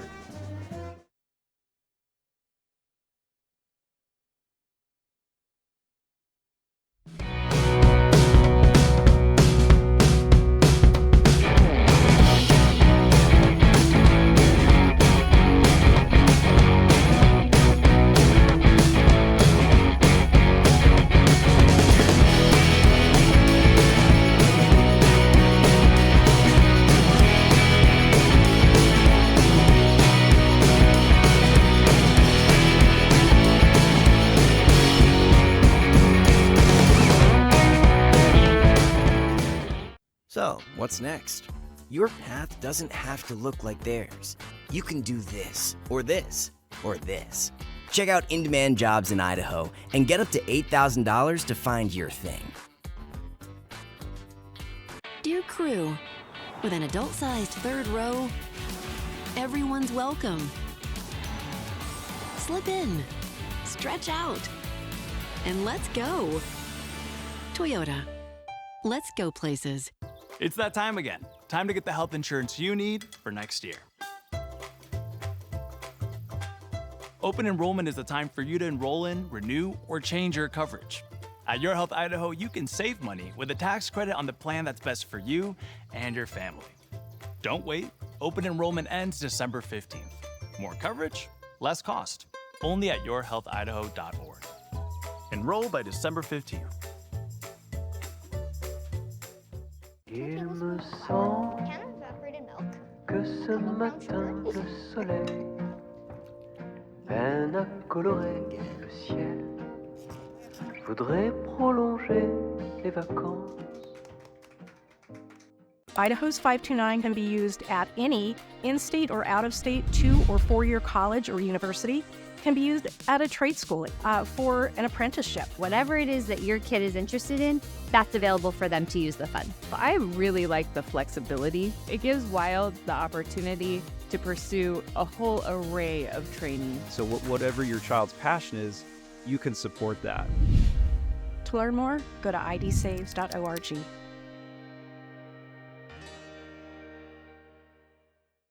Vaping sucks you in quick, and the more you vape, the harder it is to quit. Not to mention all the chemicals and health problems. That's why thousands of teens are joining My Life, My Quit. Visit mylifemyquit.com or text Start My Quit to 36072.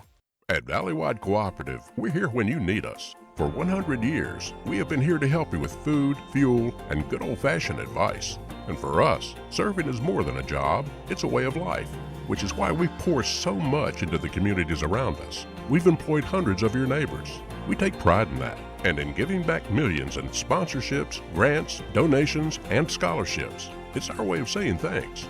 We're Valleywide, and yesterday, today, and tomorrow, we're here for you.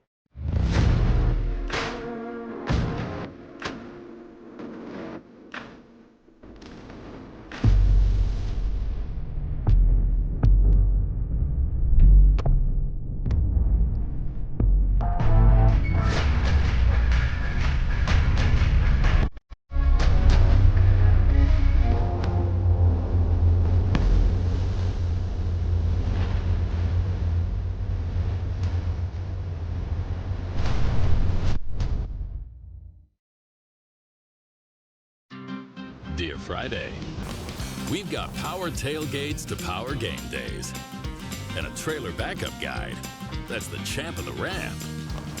Toyota Trucks. Toyota. Let's go places. Every time that we get in the car, number 1, buckle up. Number 2, no phones. And number 3, pay attention to your surroundings. If I got in the car with my friends, I would definitely tell them to put their seatbelts on. I want to be able to get back home safely.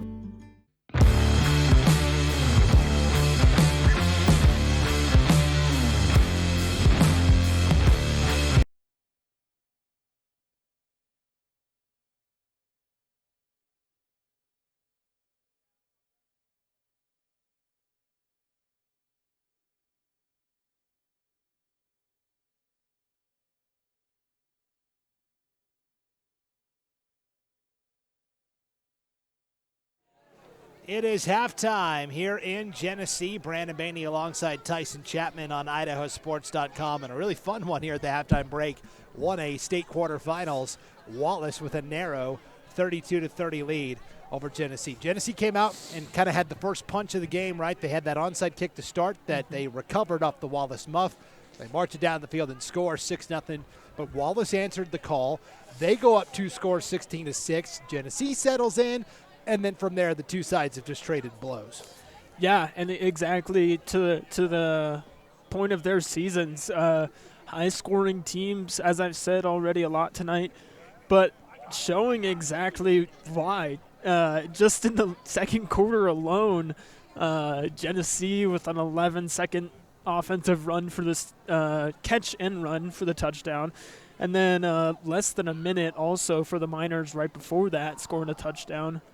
And so just showing why they are two high-powered offenses. And then, of course, on the defense, it's coming down to containing the quarterbacks and also those receivers on both sides, because Lennox Radford has got away for two of his catches, touchdowns. And then, of course, Cooper Miller, good runner, and also Jackson Banks a good runner and can throw the ball. Shown that to Bowman a few times. Good threat right there. Yeah, just really exciting game so far. A lot of things going for both teams, figuring out what it is that they can do against each other. But yeah, doing a really good job. First quarter, a little bit more the Miners' way, but now we're a little bit more evened out. The big thing was the 2-point conversions, as we were talking about. Scoreboard just went off. Yeah, they shut the generator down. So for those that don't know, the press box here at Genesee's Field flooded at some point. I don't know when, but it's basically a condemned building. You can't even go inside of it for safety reasons. So we've had to adjust. We have a kind of an old shipping container that you'd see like on a cargo freight ship or something. That's where we're broadcasting from tonight. And basically they have assembled kind of a crow's nest, as it were, for the scoreboard operator, the PA announcer, and then we're kind of directly to the left of that. But we're all on top of this big shipping container. We each have our own generators here to supply power. Their generator just went out. Maybe they're trying to conserve energy. Yeah. It threw me off for a little bit there, I'll be honest. But yeah, really, overall, just a very exciting for these teams, showing why they're in the playoffs to begin with. Really exciting stuff. And we have the four-way matchup between the quarterbacks and the receivers, Lennox Radford, and then Noah Bowman for the receivers, and then Jackson Banks, quarterback, and Cooper Miller, quarterback, have really just been going at each other offensive and defensively, guarding up and doing their things. And obviously showing it, as you can see on the scoreboard as well, through the score. Yeah, there's the scoreboard back up and running now. We got power back here in Genesee. So, yeah, you mentioned it. You mentioned the four-way battle. Well, all of these teams across the state are competing to try and reach their respective Final Fours, the state semifinals, right? Well, how are the 1A state playoffs looking so far tonight? Well, the number 1 seed Council, they were playing their district rival, Garden Valley, reseeded as number 8. Council won that game 46-8. So the number 1 seeded Council, Lumberjacks are moving on.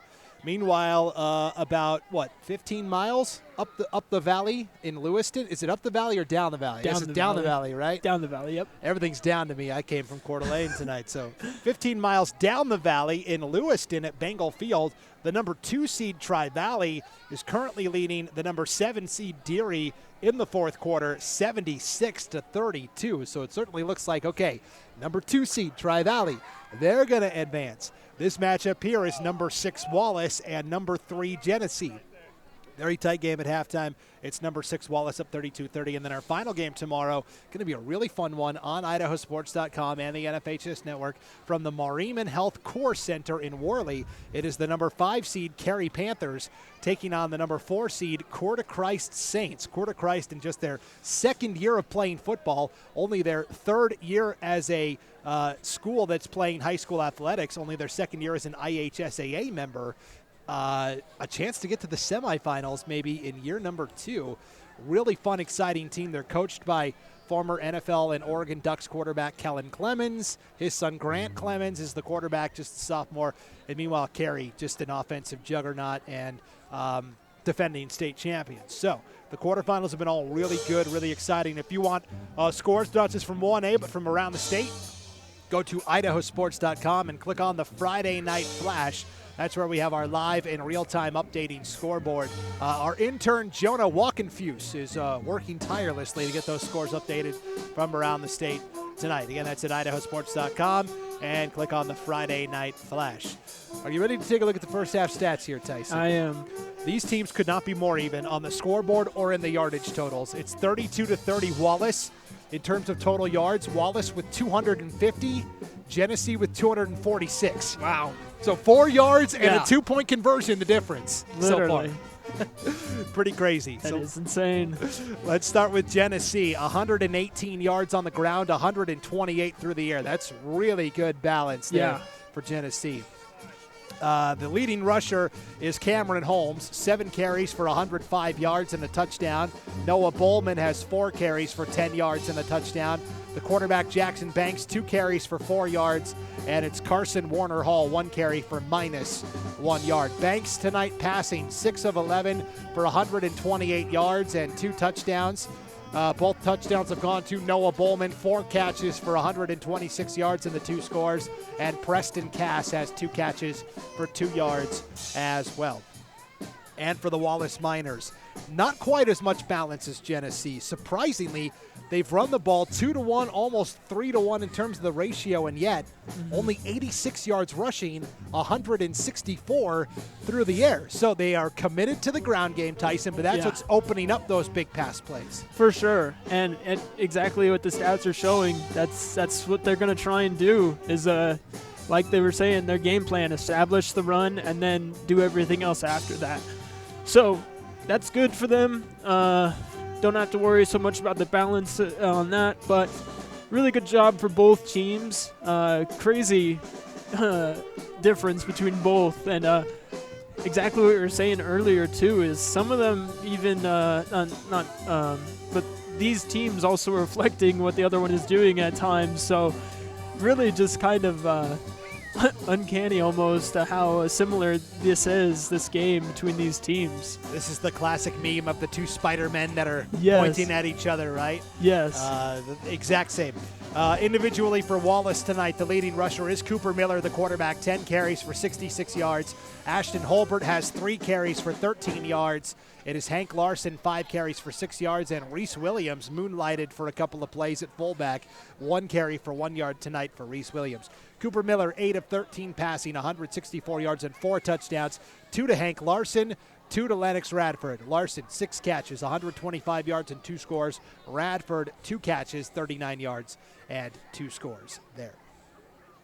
So getting ready for the start of the third quarter. About 3 minutes away here. We want to thank our great power boosters for Genesee tonight: North Idaho Crushing, Shorts Funeral Chapel, PNW Farmers Co-op, and Strome Electric.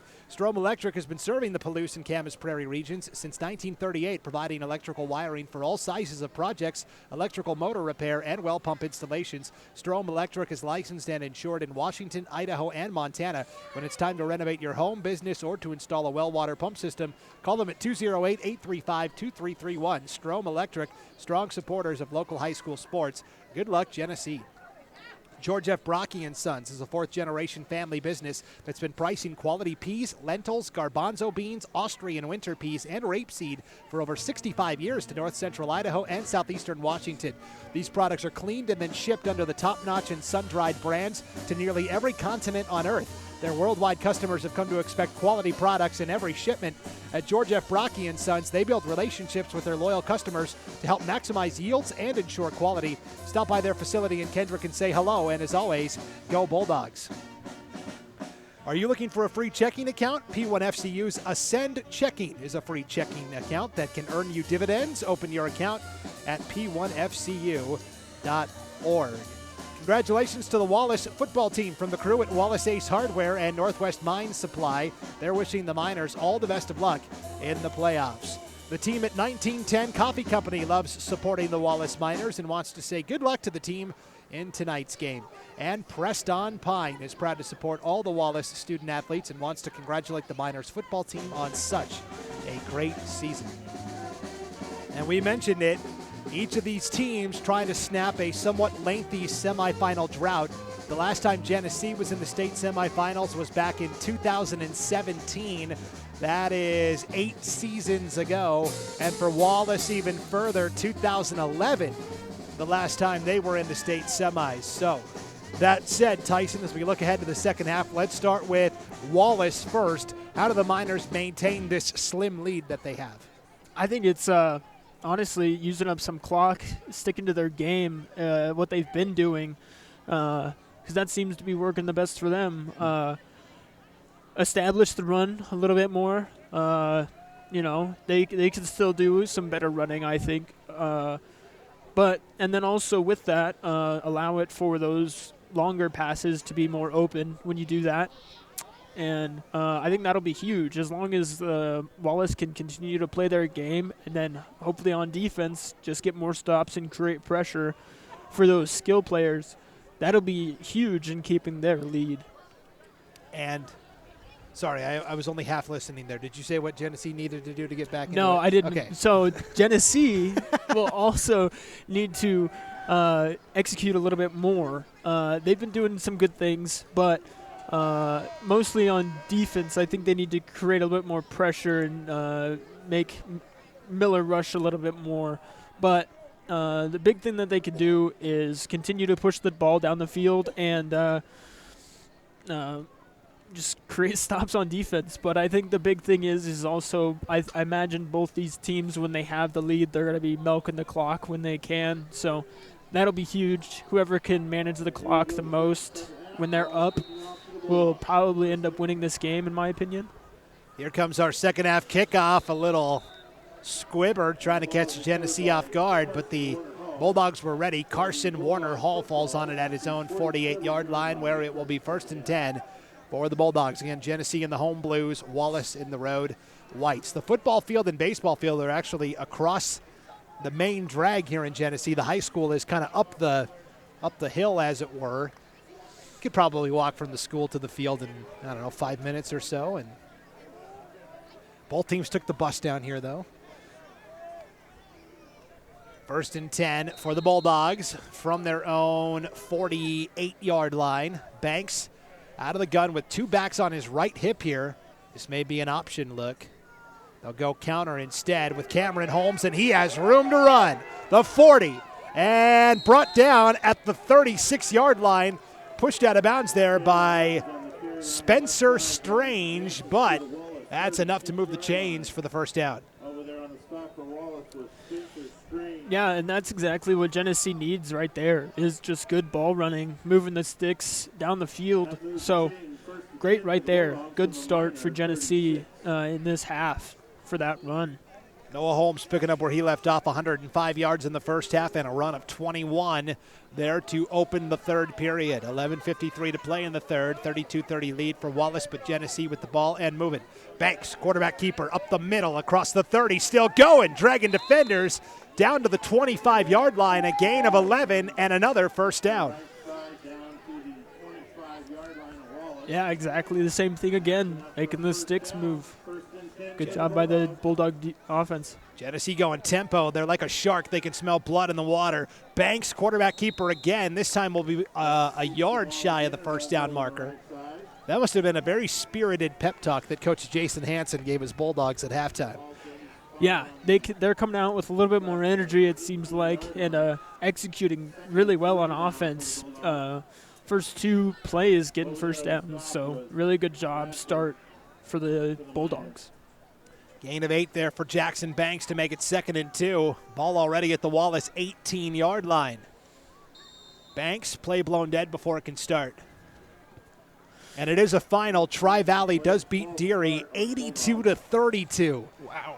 So the Tri-Valley Titans are moving on.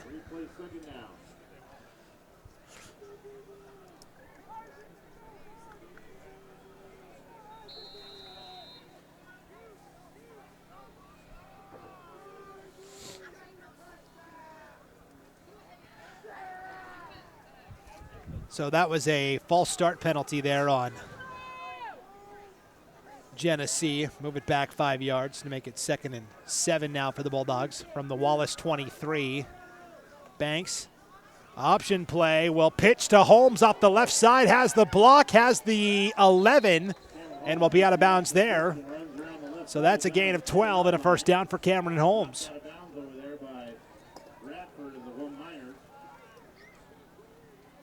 Just inside the 10, so it's going to be 1st and goal.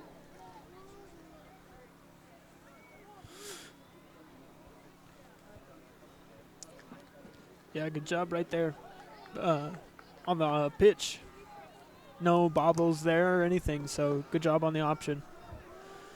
1st and goal. They'll put it right at the 10.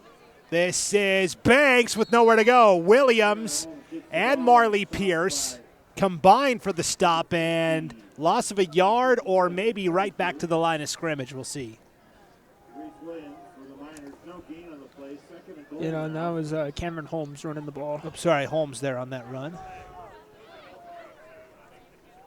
So no gain for Holmes.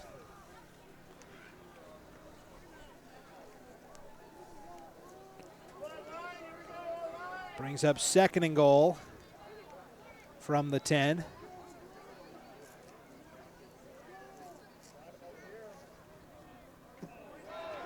Over the middle, in for the touchdown. Who else but Noah Bowman?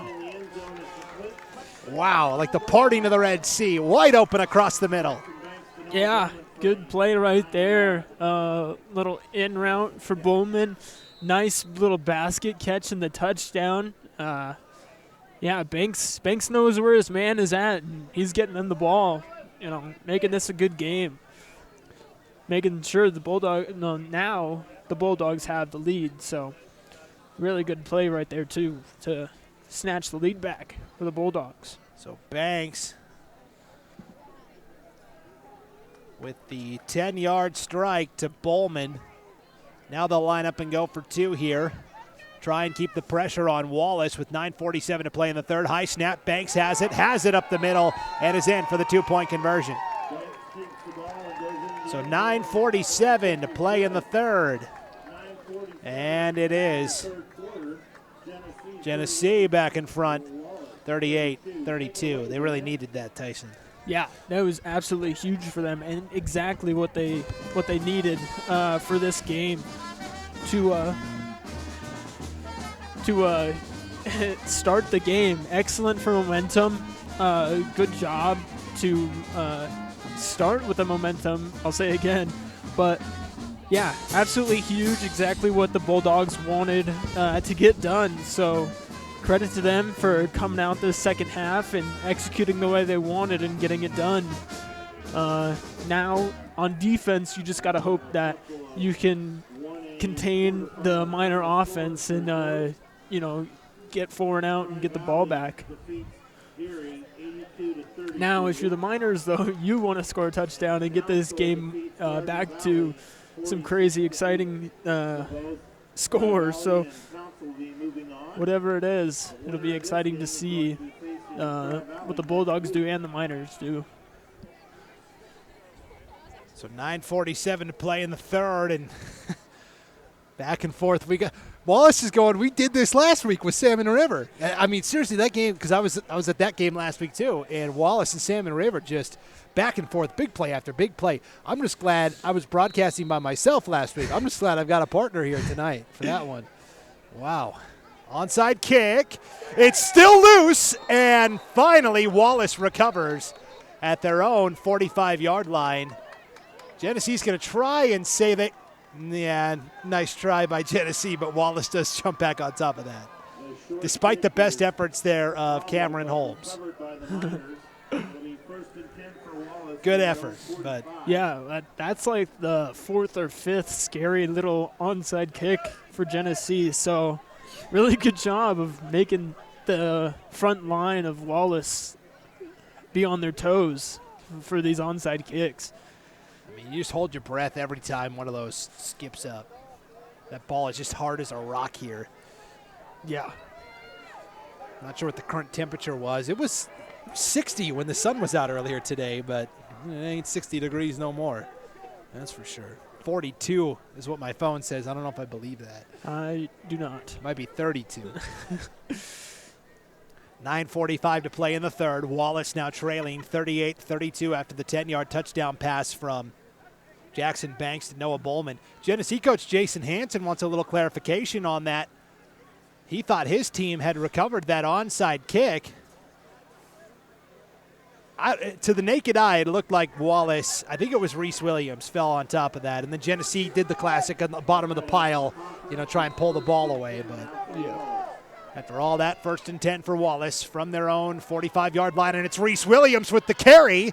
The guard moonlighting as the heavy tailback will take it for 12 and a first down. Wow. Good run right there by Williams, too. Not usually running back, blocking on the front line most of the time, but good run right there. And again, that's a freshman taking his spot at offensive guard. Aiden Murray doing a nice job in there. 1st and 10 for Wallace. Ball at the Genesee 44. Miller on the QB sweep gets a block from Larson on the perimeter, and will take it to the 40 for a gain of a yard. Now, see, that was interesting there, Tyson, because they pulled Rossi Korosik, the right guard, to the left. I thought that's where Miller was going to go, but he went to the right instead, where the guard had vacated.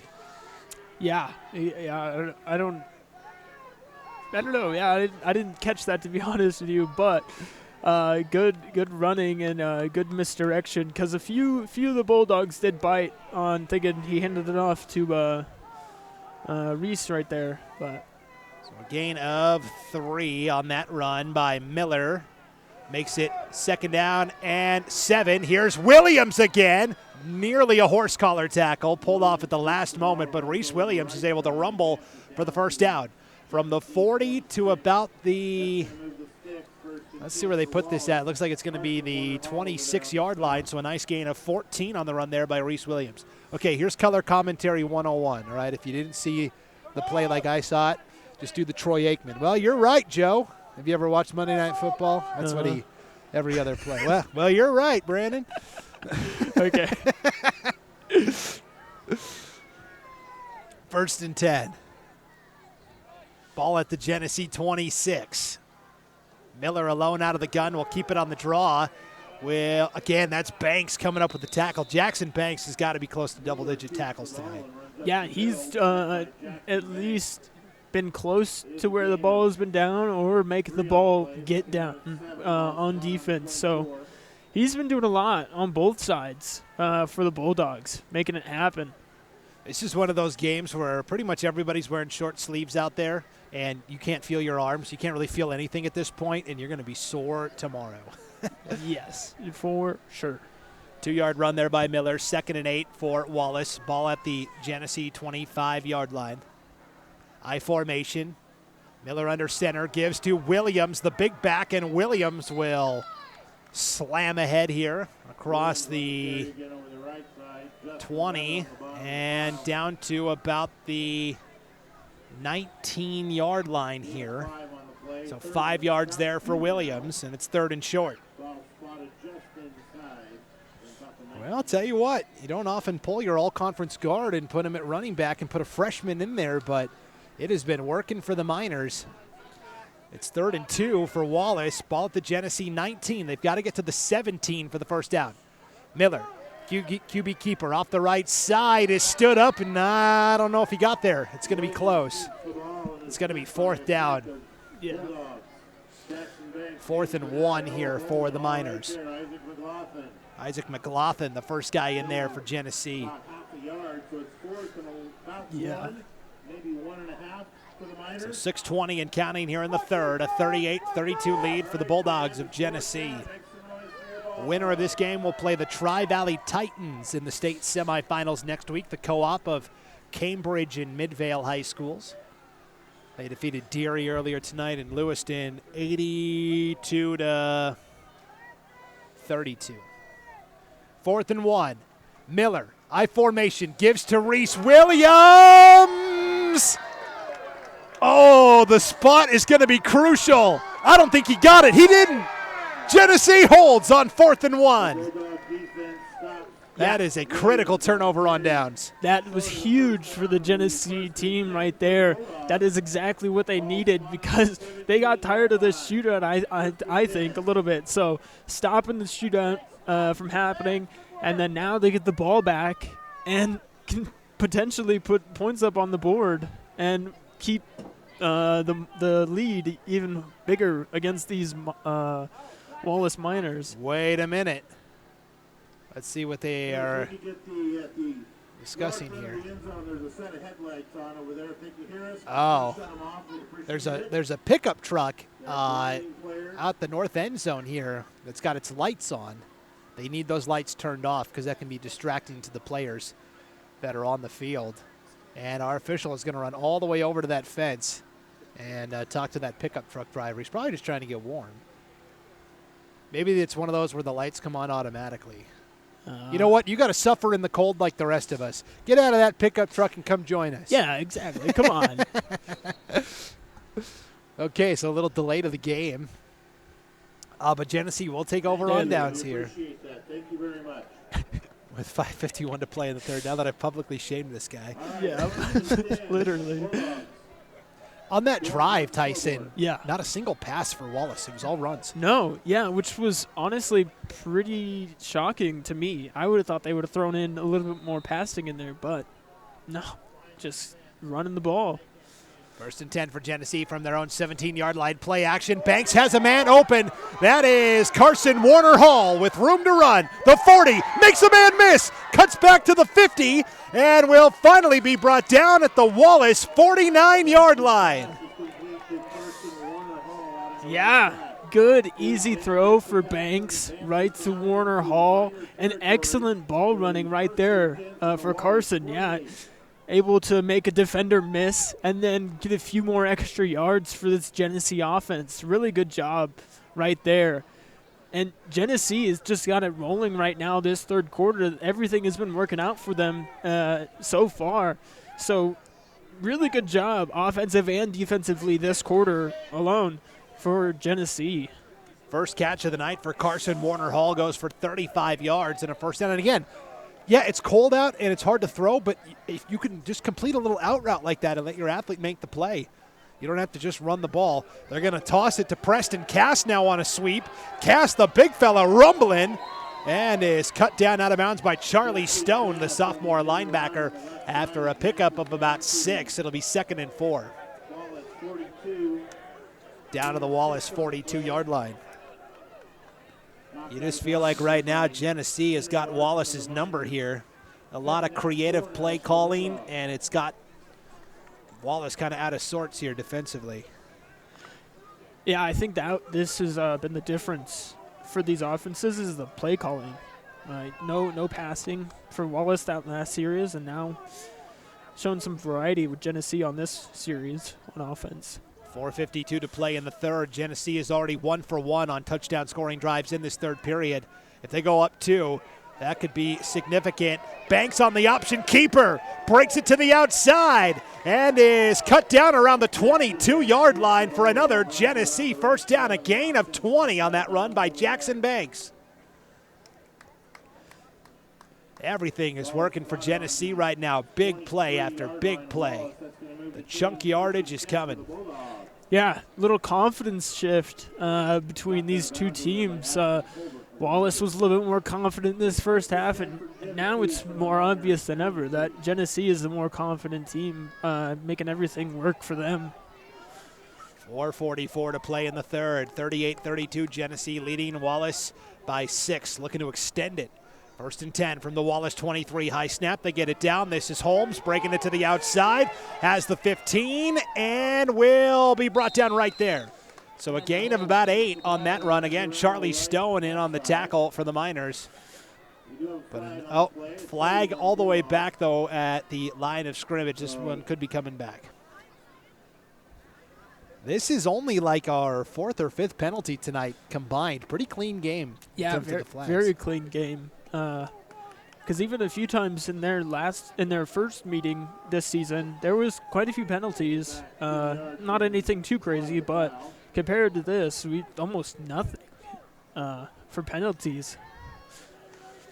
You know, I just noticed something here looking at the Genesee sideline. It's cold, right? Yes. It's windy. It's 32. Genesee head coach Jason Hansen is in khaki shorts. Oh, he is. On the sideline. Yeah. See if we can zoom in on that after this go. next play. What a psycho. We say that lovingly, of course.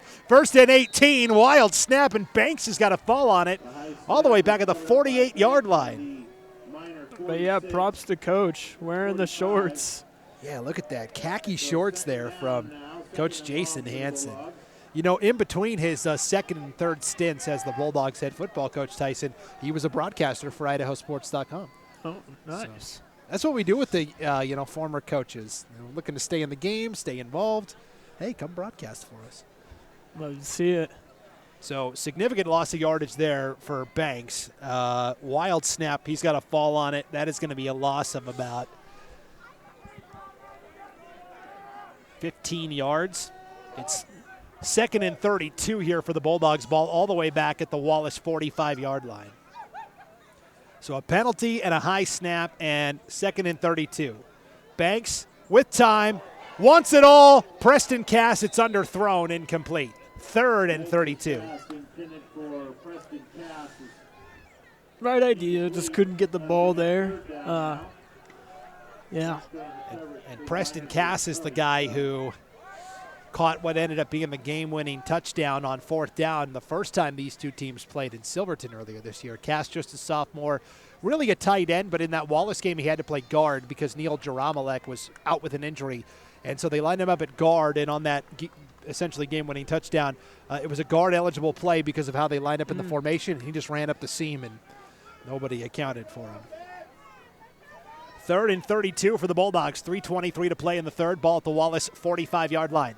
Banks with time. He's just going to have to give it the old heave-ho or maybe take off and run. Will be brought down around the 36-yard line. So Banks is able to scramble ahead for 19 yards to make this 4th and somewhat manageable.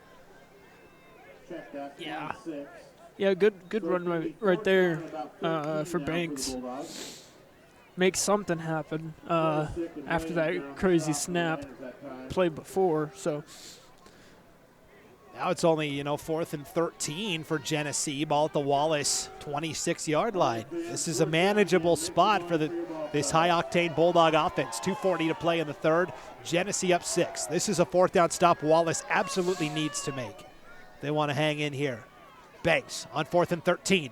Throws it. It's just beyond the outstretched fingertips of Noah Bowman, incomplete. But Bowman, if he's 2 inches taller, probably has that for the first down. Yeah, 2 inches more of the height, easy. He's got that ball, but just barely out of reach. Not too bad of a pass by Banks either. So just a little bit out of reach, a little hard for the Bulldogs to get the first down there. But now on defense, just got to keep the Miners at bay. Make sure this game stays at a distance for the Bulldogs at least. So Wallace gets the turnover on downs. Down 6, 2:28 to play in the third. 1st and 10 from their own 26. Miller, out route complete to Hank Larson. Has the first down, still trying to go. Finally brought down by his ankle right at the 40-yard line. That is a gain of 14 and a first down. Carson Warner Hall just kind of hung on for dear life there.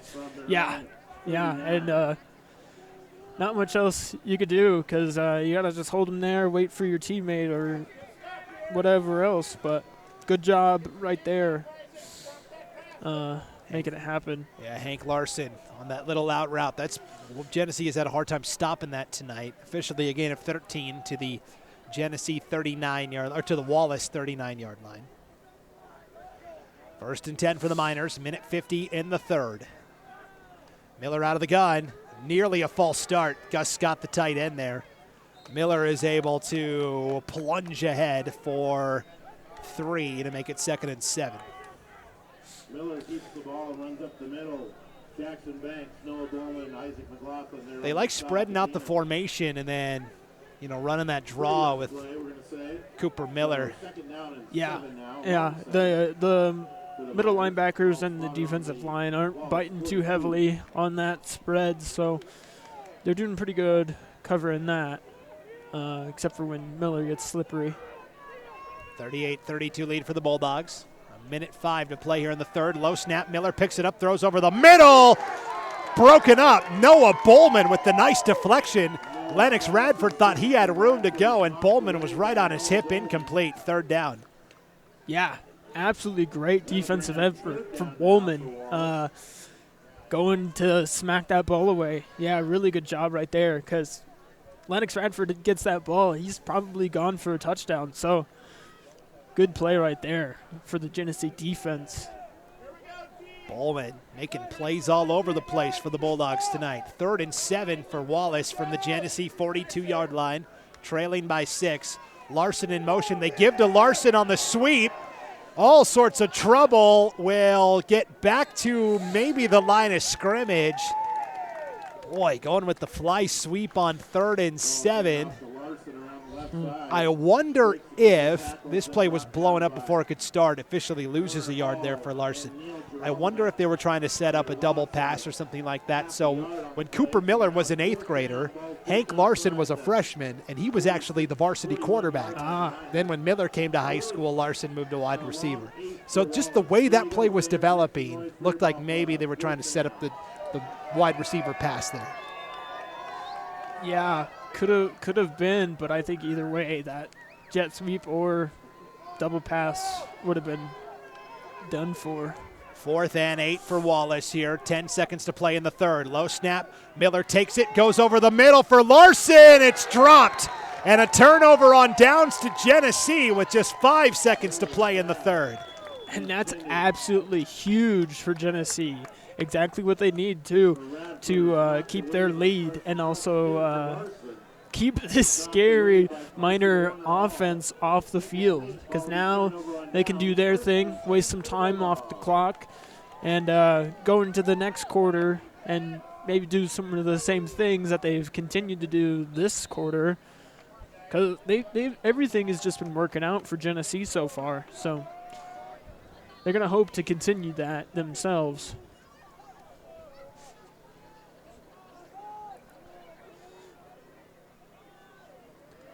So Genesee here on 1st down. Final play of the 3rd quarter. It's Cameron Holmes for 11 and a 1st down. And as we turn the page to the 4th quarter, it is Genesee with a 38-32 lead and the ball right at the Wallace 30-yard line. The Bulldogs looking to close out what would be their first trip to the semifinals since 2017. Wallace trying to hang in and make another stop on defense.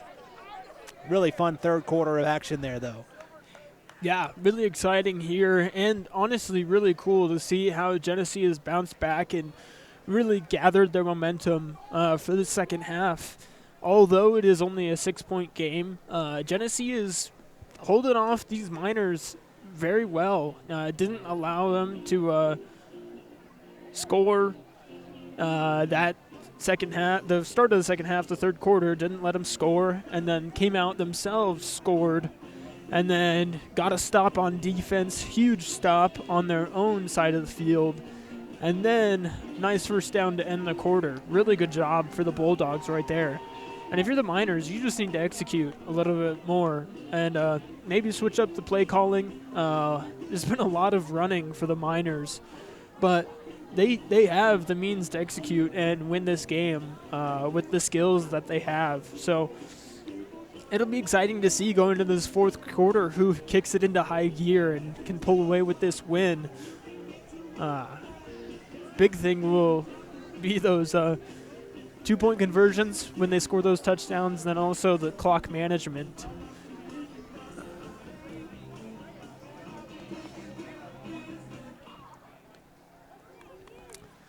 So as we start the 4th quarter here, 1st and 10 for Genesee.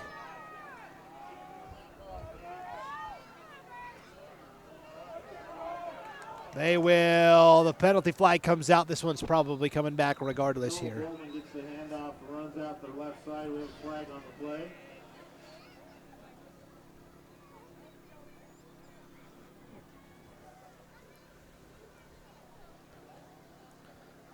Yeah, it's looking like a hold on Genesee.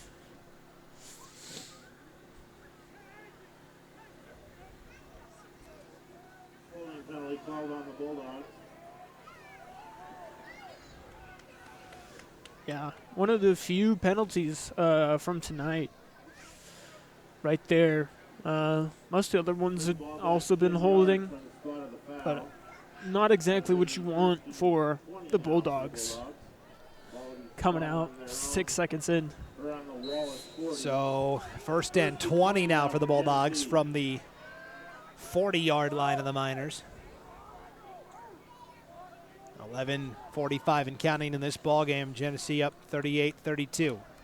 Banks spins it, feeling the heat from the backside. Marley Pierce hit as he throws. It is dropped by Noah Bowman. Had it, and then Hank Larson applied the pressure, and it's incomplete.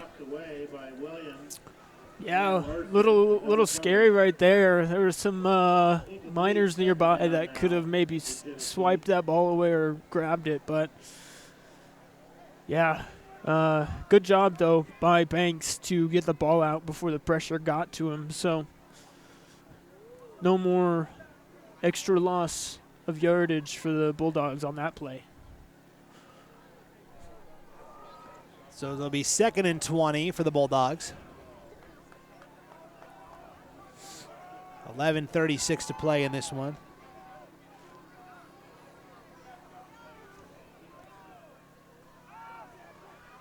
Banks, deep ball over the middle. It is caught. Had to come back to make the grab. Inside the 10, Preston Cass. A little low and behind him, but Cass hangs on to make the grab. It'll be 1st and goal for Genesee. Yeah. All the way to the 9. Awesome right there by Cass. Able to keep his eyes on the ball, reel it in. Really good job right there. Big, huge play for Genesee. Continuing exactly what they're trying to do to execute and win this game. So really good job right there for Genesee.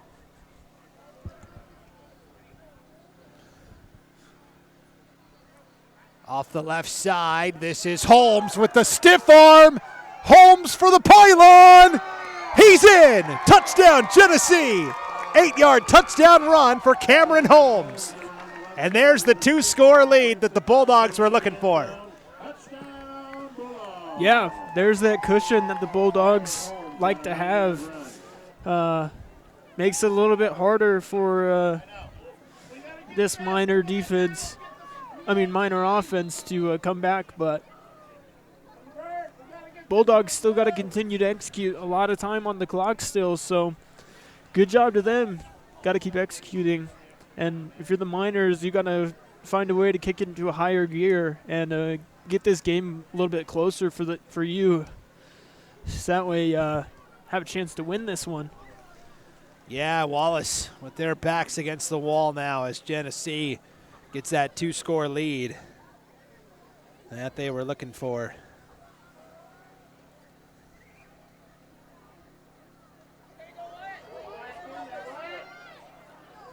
They will dive for the 2-point conversion. Is he in? That's Basinger. Yes, but a flag out on the play as well, so hold on.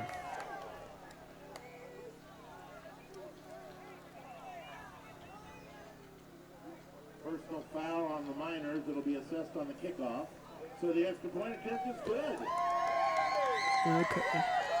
With 11:01 remaining in the game, Bulldogs 42. So it was a foul on the Miners, so no effect on the 2-point conversion, obviously, for the Bulldogs, but now the Bulldogs are going to be kicking a little bit closer or farther, however you want to shape it out, but don't have to kick as far, give a little bit more room for their defense, so that's good for them. The Miners, you need to just come out, get your game going. You have the skill. You just got to come out and do it. Strom Electric has been serving the Palouse and Camas Prairie region since 1938, providing electrical wiring for all sizes and projects, electrical motor repair, and well pump installation. Strom Electric is licensed and insured in Washington, Idaho, and Montana. When it's time to renovate your home, business, or to install a well water pump system, call them at 208-835-2331. Strom Electric, strong supporters of local high school sports. Good luck, Genesee. And George F. Brocky & Sons is a 4th-generation family business that's been pricing quality peas, lentils, garbanzo beans, Austrian winter peas, and rapeseed for over 65 years to north central Idaho and southeast Washington. These products are cleaned and then shipped under the top-notch and sun-dried brands to nearly every continent on Earth. Their worldwide customers have come to expect quality products in every shipment. At George F. Brocky & Sons, onside kick recovered. They build relationships with their loyal customers to help maximize yields and ensure quality. Stop by their facility in Kendrick and say hello, and as always, go Bulldogs. Show your spirit and unleash your school colors with a debit MasterCard from P1FCU. Learn more at p1fcu.org.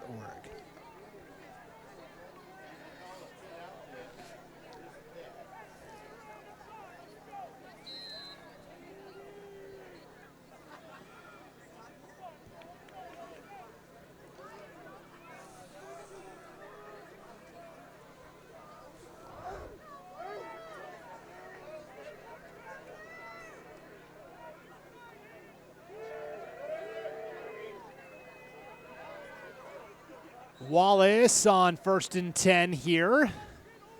That is Lennox Radford with his first carry of the night. 10:45 to play in this one, and it's a gain of 2. And boy, Tyson down by 14 here and just 10.5 to play. You're going to have to get more aggressive. I think, you want to run the ball still and keep the defense honest, but you're going to need some of those big plays. Yeah, exactly. And I think maybe having some more variety this time around, now that it's the fourth quarter, will be huge for the Miners. Just to keep the Genesee defense on their toes a little bit more than what they already have been doing. Deep ball for Gus Scott, the tight end. Good time for his first grab of the night across the 50 to the Genesee 49-yard line. That is a gain of 13 and a first down. Yeah, plays like that is exactly what the Miners need. Good plays, even short passes are good too, and they need a little bit more of that. But right there, good job making the sticks move, first down, and trudging down the field now into Genesee's territory. First guy not named Radford or Larson to come up with a grab tonight. Miller looking for a familiar face. That is a flag for pass interference. Carson Warner Hall never turned around. They were trying to go up top to Hank Larson. Both the back judge and the side judge threw the flag that time. So 9:36 to play, and now Wallace starting to be a little more aggressive in that passing game. They get the pass interference flag that time. Yeah, lucky break right there with the pass interference. So really good job right there making that happen. But to your point, a lot more aggression on these passes, and in general it seems like to push the ball forward down this field. 9:34 to go. 1st and 10 for Wallace from the Genesee 34-yard line. And now all sorts of early movement. No flag. They'll go over the middle. Larson kind of slips and falls. And that was like a false start and kind of an offside, like both sides. Yeah. I guess they no-call it, and that was just kind of a busted play there. Everybody was kind of like, oh, they're going to blow the play dead, or so incomplete pass there from Miller trying to go to Larson. Yeah, you almost could have pointed at anybody on those two front lines and said they were offsides or anything like that. So a little crazy right there, but. 2nd down and 10 for Wallace. 9:23 to go. And the ball again at the Genesee 34-yard line. And again, Coach Hansen wanting a little clarification from our white hat.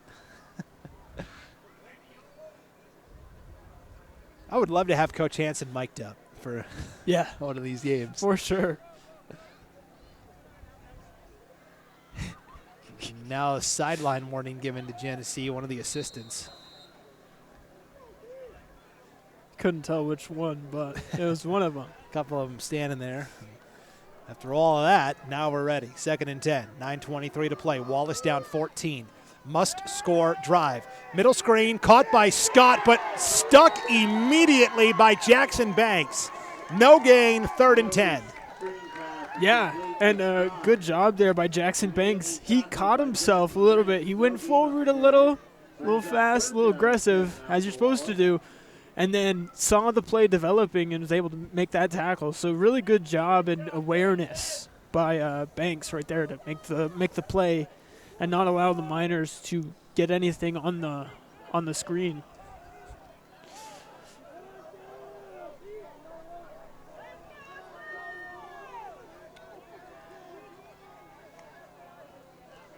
Third and 10. Miller rolling out, feeling the heat. Heaves it at the last moment to the end zone. Broken up. Carson Warner Hall says this time no flag.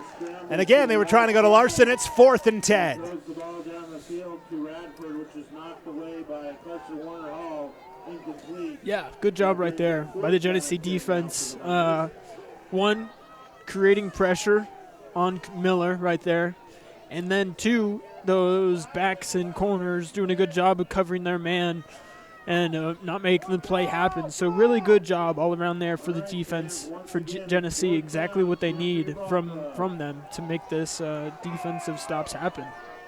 4th and 10 for the Miners. Season on the line here, trailing 46-32 in the state quarterfinals. It's a pitch to Radford, throwback to Miller. Miller's got room to run. The 25, the 20, the 15, the 10, the 5, and the end zone. Touchdown Wallace. The double pass. Miller to Radford, back to Miller. 35 yards and a touchdown. Yeah, there's the double pass. You mentioned it a little bit earlier that was probably something that they were maybe going to go for, but worked right there for them for the touchdown. Really, really good play right there for the Miners to make it happen. Yeah, really good job right there. Honestly, the whole series, getting down the field into Genesee territory, and then, of course, pulling off the trick play with the double pass and scoring the touchdown. Really good job right there by the Miners. Now a crucial 2-point conversion. Try and bring it to 6. Miller looks left, now throws to the right, to the back of the end zone, broken up by Carson Warner Hall. Again, trying to go to Larson in that corner, but it's broken up, and it remains an 8-point game. 46-38 with 8:19 to play. Oh, my goodness. Buckle up. Here we go. Yeah, we got an exciting one on our hands still. So be really exciting to see what the Miners come out and do. Probably going to end up doing a little bit of a squib or onside looking kick. Their hope is I'm probably thinking that they're going to try and scoop up the ball before Genesee can get the ball back, score a touchdown, obviously. But on defense, they need to get a stop. The Miners do.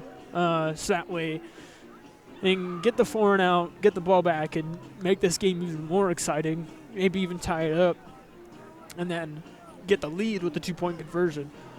Or no, get the tie, right? Yeah. Cooper Miller came into tonight with 33 passing touchdowns, 25 rushing touchdowns, and now 1 receiving touchdown on the season, courtesy of Lennox Radford from 34 yards out. I want to thank some more of our sponsors tonight here on IdahoSports.com and the NFHS Network. Congratulations to the Wallace football team from the crew at Wallace Ace Hardware and Northwest Mine Supply. They're wishing the Miners all the best of luck in the playoffs. The team at 1910 Coffee Company loves supporting the Wallace Miners and wants to say good luck to the team in tonight's game. And Pressed on Pine is proud to support all the Wallace student athletes and wants to congratulate the Miners football team on such a great season. Onside kick recovered there by Neil Jaramalek. It'll be 1st and 10 for the Bulldogs. Ball right at the 50-yard line.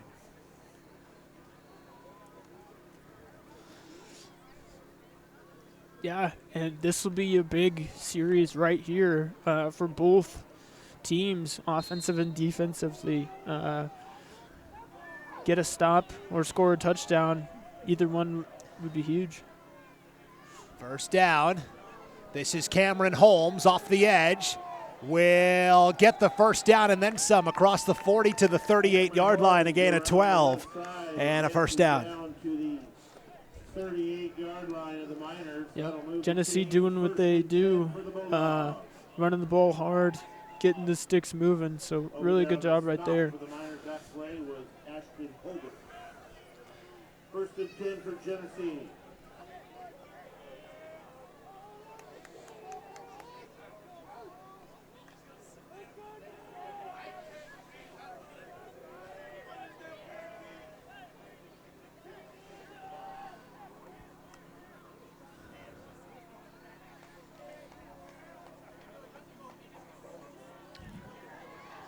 And Banks this time is sacked by Ashton Holbert. The quarterback draw is brought down by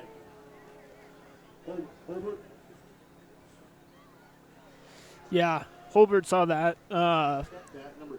immediately almost, and he didn't even come. Nobody came and touched him, so he came in there, snarled his teeth, and made the play happen on defense. So really good job right there.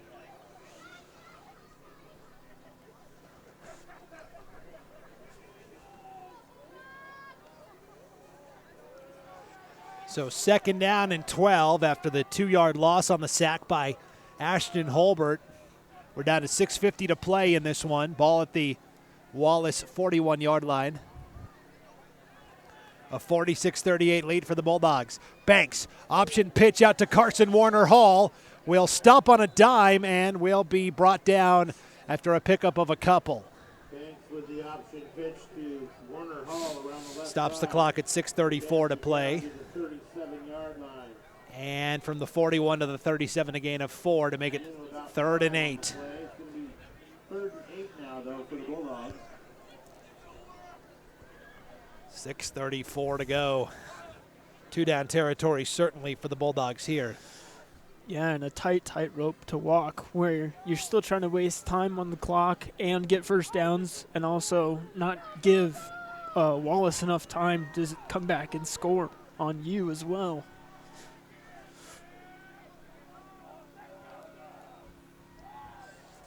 Third and 8. Breaking away. Bowman has the first down and more. And finally knocked out of bounds. Just shy of the 10. Wow, Noah Bowman with the season on the line, the game on the line. They dial up their junior. And Bowman takes it from the 37 to the 9. A gain of 26 and a first down. Yeah, Bowman making it happen, pulling off the big plays when they need it.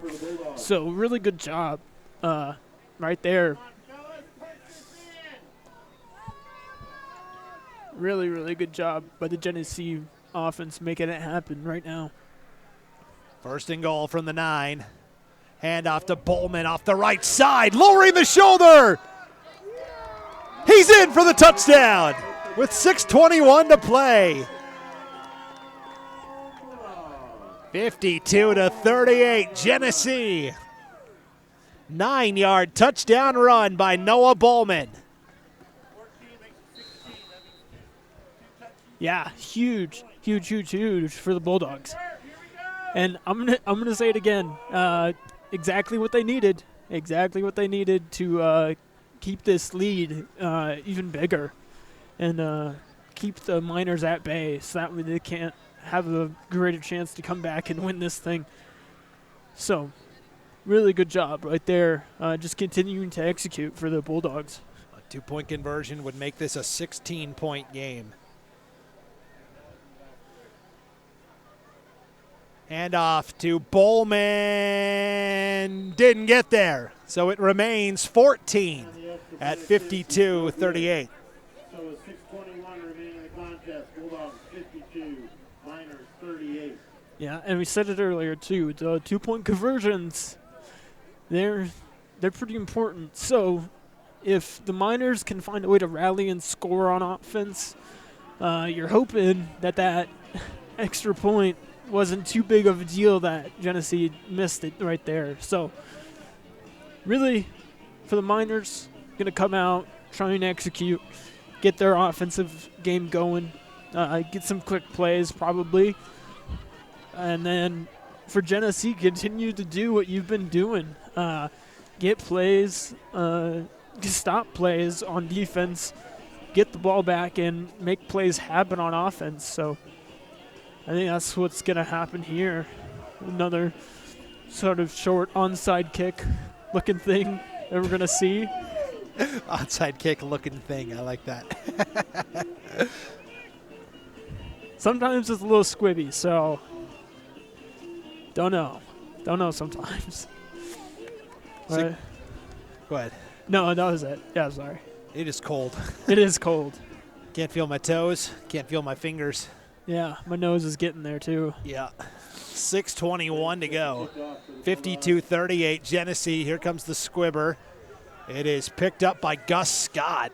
Scott says, I'm going to squeeze a couple of yards out of this. It'll be 1st and 10 for Wallace, starting at the Genesee 46-yard line. So Wallace, it's not impossible, but down 14 with 6:18 to play, trying to author one of the great comeback stories in school history. Yeah, and got to try and make it happen for sure.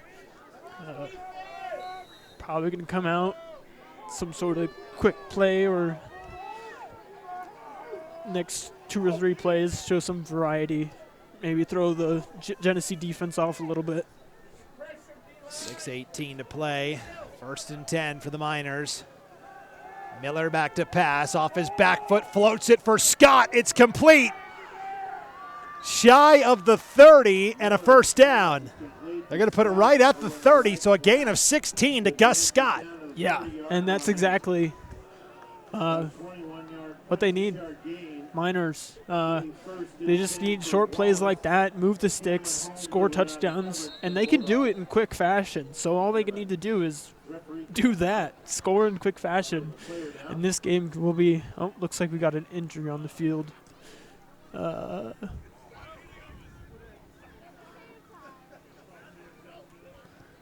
And is it a Wallace Miner? Yes, it is. Gus Scott, the big tight end who just made that 16-yard reception. Yeah. Hope he's all right. Yeah, he's walking off the field by himself right now. No assistance, so hope he's all right. Looks like he's all right, but hope nothing but the best for him. So yeah, Miners right now they're going to try and get a first down or touchdown out of this, make this game more exciting. 1st and 10 for Wallace from the Genesee 30.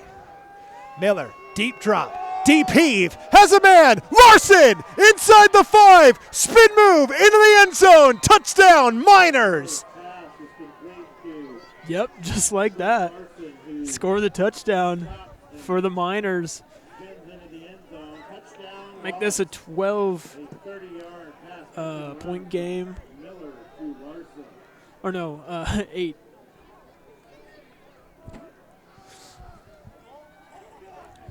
So 30-yard touchdown from Cooper Miller to Hank Larson to make it 52-44. They are within 8 right now. A 2-point conversion would bring Wallace to 6. Yeah, so 2-point conversions are huge right here, and the 2-point conversion for Wallace, especially right now.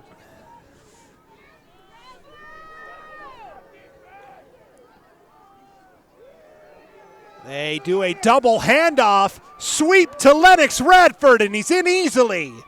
All sorts of razzle-dazzle from the Miners here with 5:30 to play. We got a game. The question is, can anybody get a stop? Yes, exactly. That is the question of the game, is who can get a stop. So, Miners going to try and answer that question now, kicking the ball over to Genesee. And then Genesee, my guess is probably going to try and waste some clock, get those first downs, and hope to not get the ball back into the Wallace Miners' hands and finish out this game.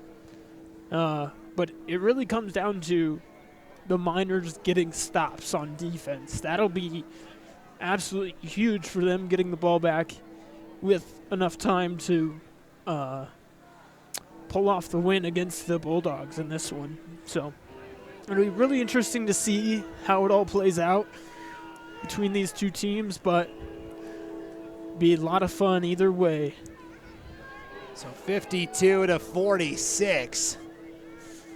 6-point game with 5:30 to play, and a really good one tonight here in Genesee. You know it's been a good 8-man game. I've officially run out of room on my scoring sheet. I'm going to have to flip it over and start working on the backside. Onside kick. Did Wallace recover that? Yeah. They did! Wow. Rossi Korosik, the kicker, recovers the onside kick for the Miners with 5:30 to play. Yeah, big play. Big play for the Miners to get the ball back. The referees are discussing right now to see if it's for sure, but yeah, big play for the Miners. That's awesome. That is something that they exactly needed right there. And then gonna try and push the ball back down into the touchdown against the Genesee Bulldogs. So see what the Miners can do right here on offense.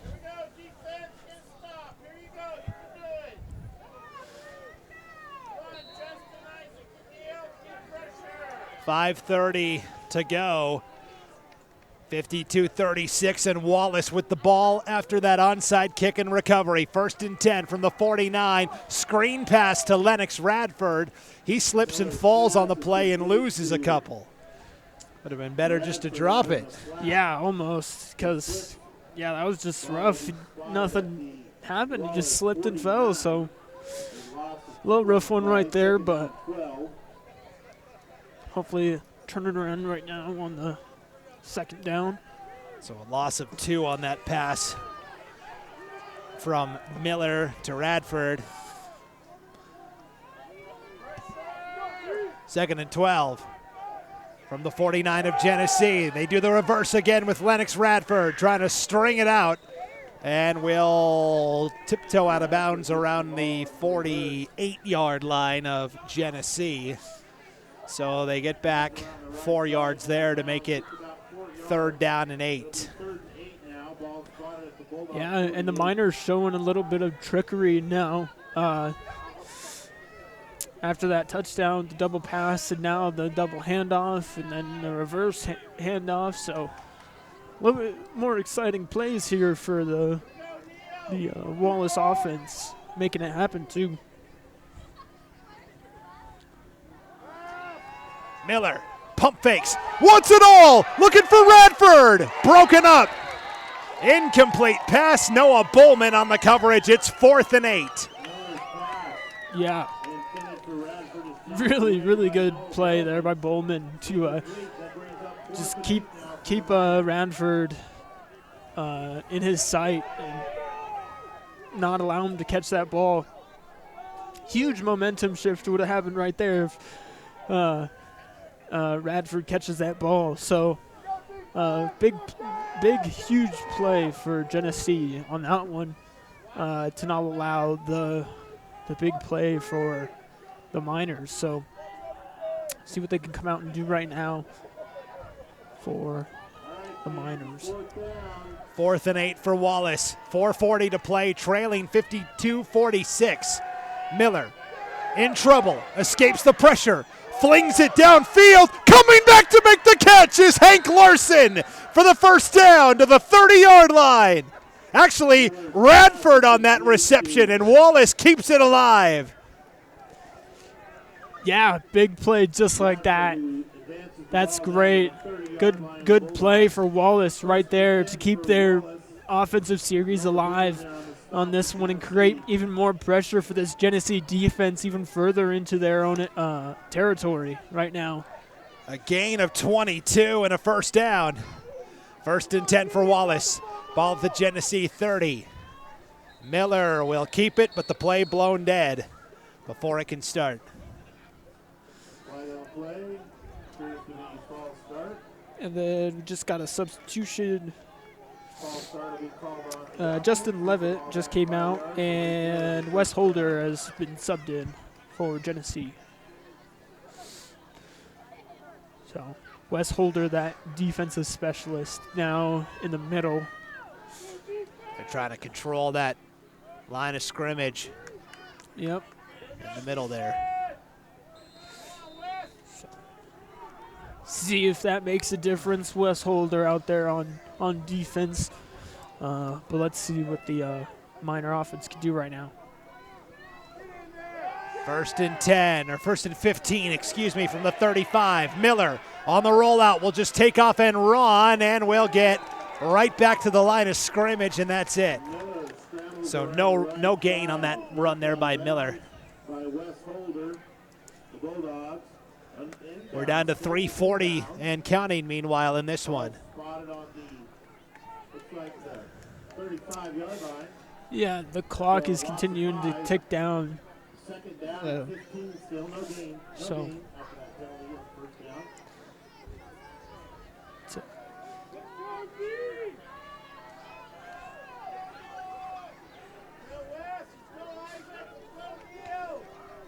Second and 15. Miller dropping back, going deep, has a man. It's too far in front as Larson slides to the turf, incomplete. 3rd and 15 for the Miners. Yeah. Almost there, just a little bit out of reach.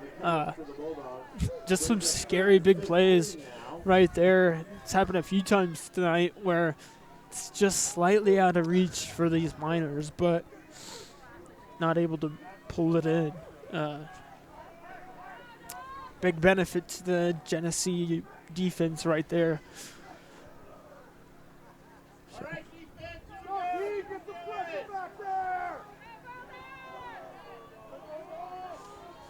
See what they could do right now.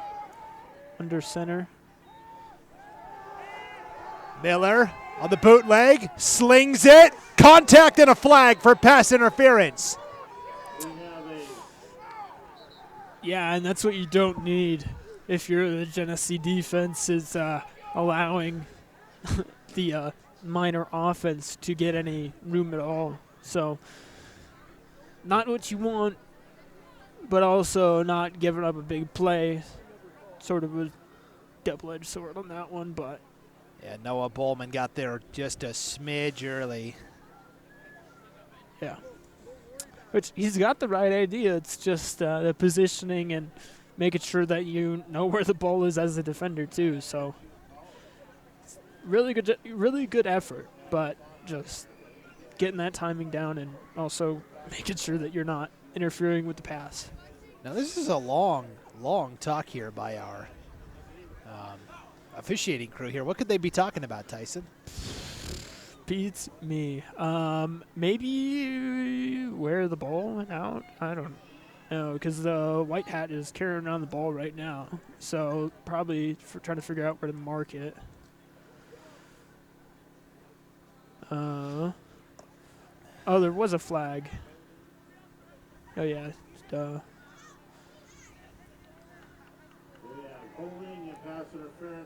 Okay. Both on the defense. They're holding and pass interference. So this is a significant penalty against Genesee with just 3:02 to play. Yeah.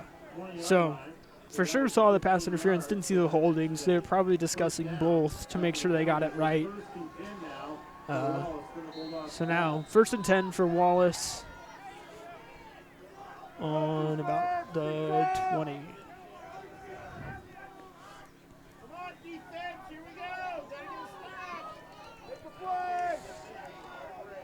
So 1st and 10 for Wallace. Ball is right at the Genesee 20. 2:40 and counting in this one. The Miners trailing 52-46. They do another reverse. This is Lennox Radford with a block. Radford with a stiff arm. Radford with a spin move inside the 10 and down to the 9. A gain of 11 for Lennox Radford. Yeah, big play. Just making big plays happen, honestly, during this series is the Miners. Is managing to find a way to get these big runs or big catches to happen. And albeit with some luck with the penalty, but making it happen either way on these big plays. So really good job for the Miners right now within the 10-yard line. And now what do we got? Sideline. I believe there's too many players too close to the sideline. That's what the referee was saying. He did the motion that they need to push back the sideline for Genesee. So some sideline infraction or something. Sideline warning, possibly. Yeah, there we go. Okay, 1st and goal from the 10. Miller scrunching ahead inside the 5. Down around the 3 with 1:50 to go. And now Genesee is going to start calling their timeouts to preserve some clock here with 1:50 to go. Yeah, and if you're Wallace, you want to score, obviously, but you also don't want to give Genesee too much time to pull off some big play also. So smart by Genesee, call the timeout, making sure the clock doesn't run. And if Miners can execute right here, score a touchdown, get 6, tie it up, and then get the 2-point conversion, get the lead, that'd be huge for them. Genesee's just thinking, we got to stop them. We're not letting them score. We're going to get the ball back and then just let the clock run out. So big stops for Genesee right now, and then finding a way to execute big plays for the Miners. And, of course, if they score, executing this two-point conversion to the best of their ability, honestly, so that way they can get the lead. But Genesee, huge right now for them to get stops. Right now especially, so that way there can't be a touchdown. Second and goal from the 3 here for Wallace. Out of the timeout, 1:50 to play. I formation, Miller pushes ahead! He's in! And we're tied at 52 all. And the biggest two-point conversion of Cooper Miller's life will be upcoming with 1:47 to play. Yeah, and it's exactly what I was saying. It's huge play right here for both teams. Miners need to execute this play and make the two-point conversion happen. And then Genesee really just needs to make it stop. Needs to make this stop happen. So, going to see what it shakes out to be right now. A critical two-point conversion coming up here, and Wallace is going to take a timeout to talk about it with 1:47 to go. But it is a 3-yard touchdown run by Cooper Miller. So it was a 30-yard touchdown pass to Hank Larson, an onside kick recovered by Wallace, and now the 3-yard touchdown run by Miller to tie it up again. Yeah, and this will be the biggest two-point conversion of the game. And then, obviously, if they do score, your big focus, either way, honestly, is defense for the Miners, making sure that Genesee cannot score and get ahead. And, of course, you get the ball back however it shakes out. But Genesee needs for this two-point conversion not to happen. So they need everything in their power to make this stop a stop. Let's see how it shakes out right now.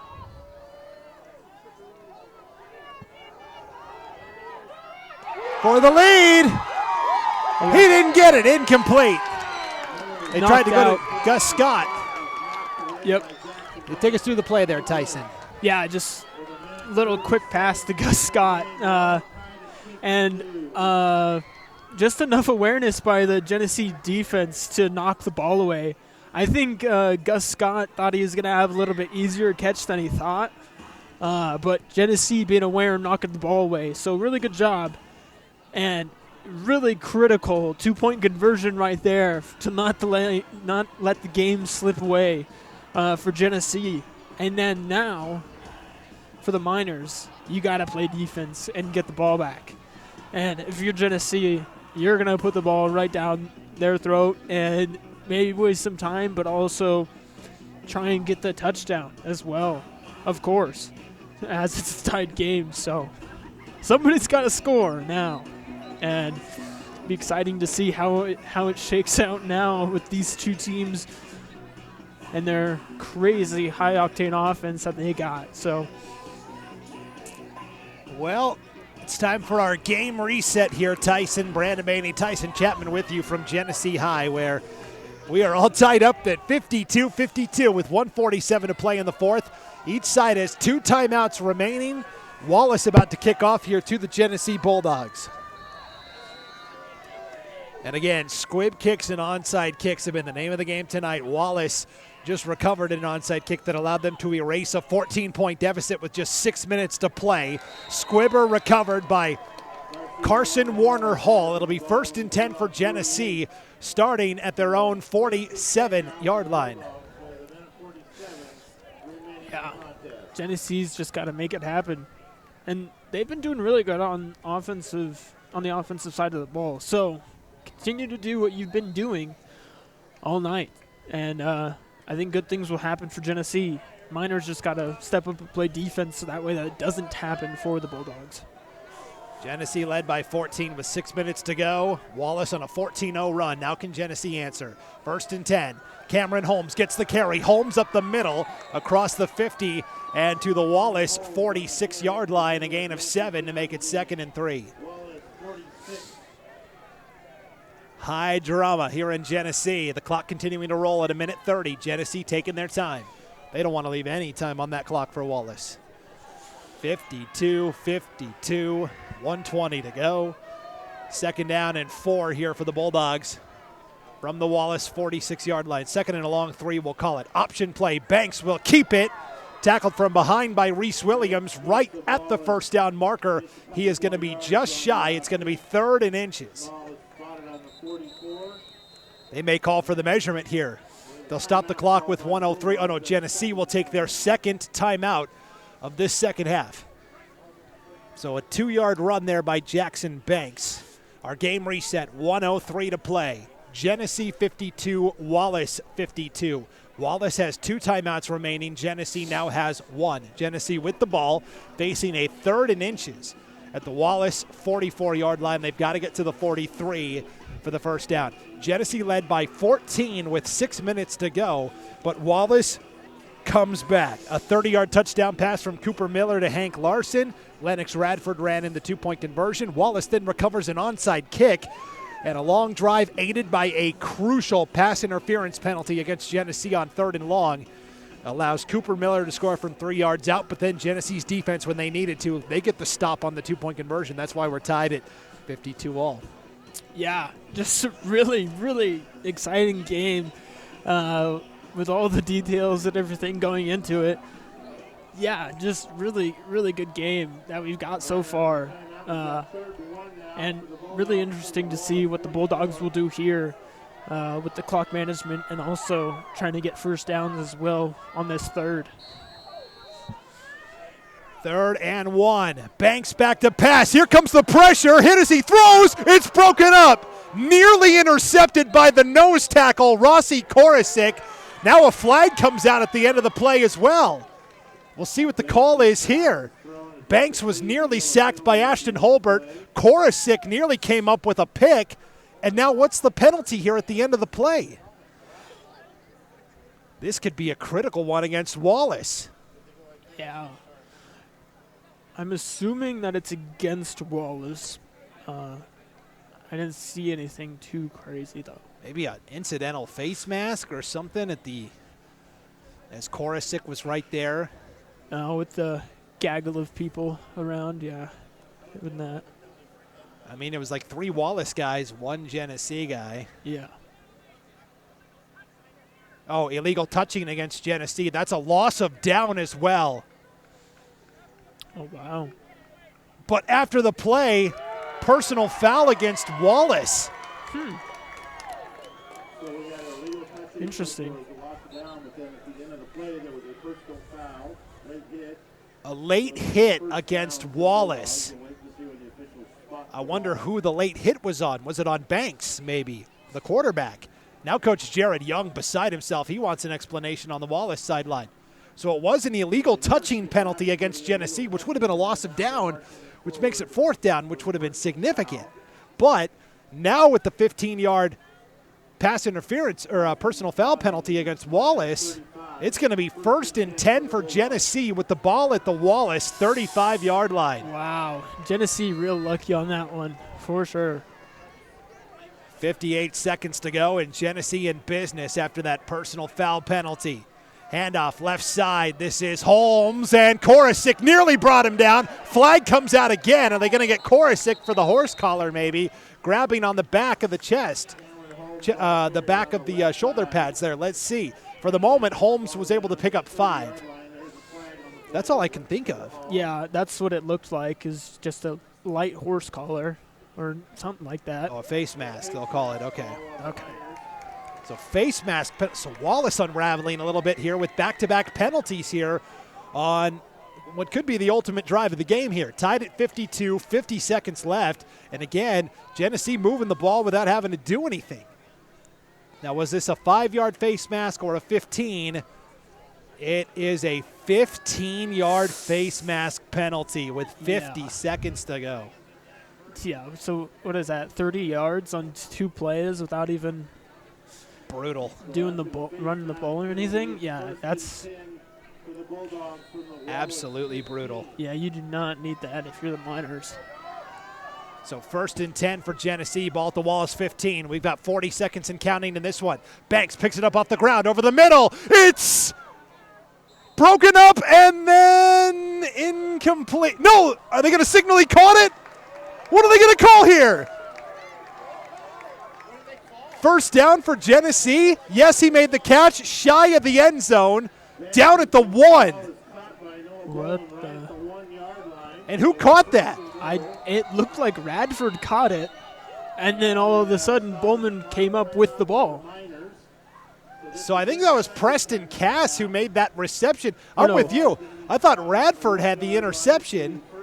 It's going to be at the 1, 1st and goal with 31 seconds to go. We've had it all down the stretch here, Tyson. Yeah, my guess is Radford caught the ball and then immediately got it stripped when he caught it.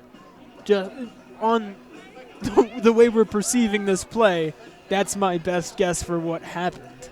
Wow. That is a bizarre, on a drive filled with bizarre plays. Yeah.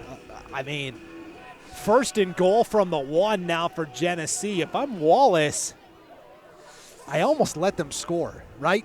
Because otherwise, so you have more time. Time, right? Yeah. I almost might. Yeah, I think I would. That famously happened in the Super Bowl once in 1997. The Broncos and the Packers. The Packers intentionally let Denver score late to try and preserve their timeouts. They ended up losing anyways. They're going to put 34 seconds back up on the clock here. Tied at 52.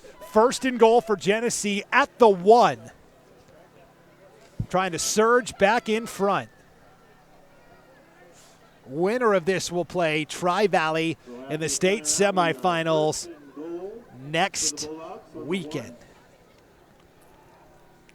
Will it be Genesee or will it be Wallace? Right now the percentages say Genesee. 1st and goal at the 1. Banks out of the shotgun. Will take the snap. Will take it in for the touchdown with 31 seconds to go. Genesee back in front.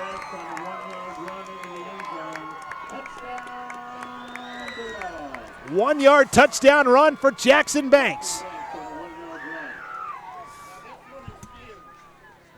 And now another critical 2-point conversion here for the Bulldogs with 31 seconds to go, up 58-52. Yeah, this 2-point conversion will be a great little cushion for the Bulldogs, just for a little extra security against this Miner offense that'll be on the field in just a moment. Banks out of the gun. Option left side, pitches to Holmes. Flag comes out. The 2-point conversion is through. Bowman and Charlie Stone of Wallace got tangled up at the end of the play here. Flag came out. It's a holding call against Genesee, I believe. Looks like an illegal use of hands on the Bulldogs. Yeah, so Genesee is going to get pushed back here on this 2-point try. They'll do it again here, this time from the 7 instead of the 2. Yeah, everyone just a little excited right now, just penalties and all this craziness. So, remember back in the 3rd quarter, we're like, oh, it's been a pretty clean game penalty-wise. Exactly. Throw that out the window now, just like the flags. Oh, my goodness. This has been an all-timer. 1 week after Wallace and Salmon River played in an all-timer. Yeah. So now Genesee will line up and go for 2 from the, let's see where they mark this back to. This is a spot foul penalty. So this ball's going to be back at the 10. So they're going to go for the 2-point conversion from the 10-yard line here, leading 58-52 with 31 seconds to go.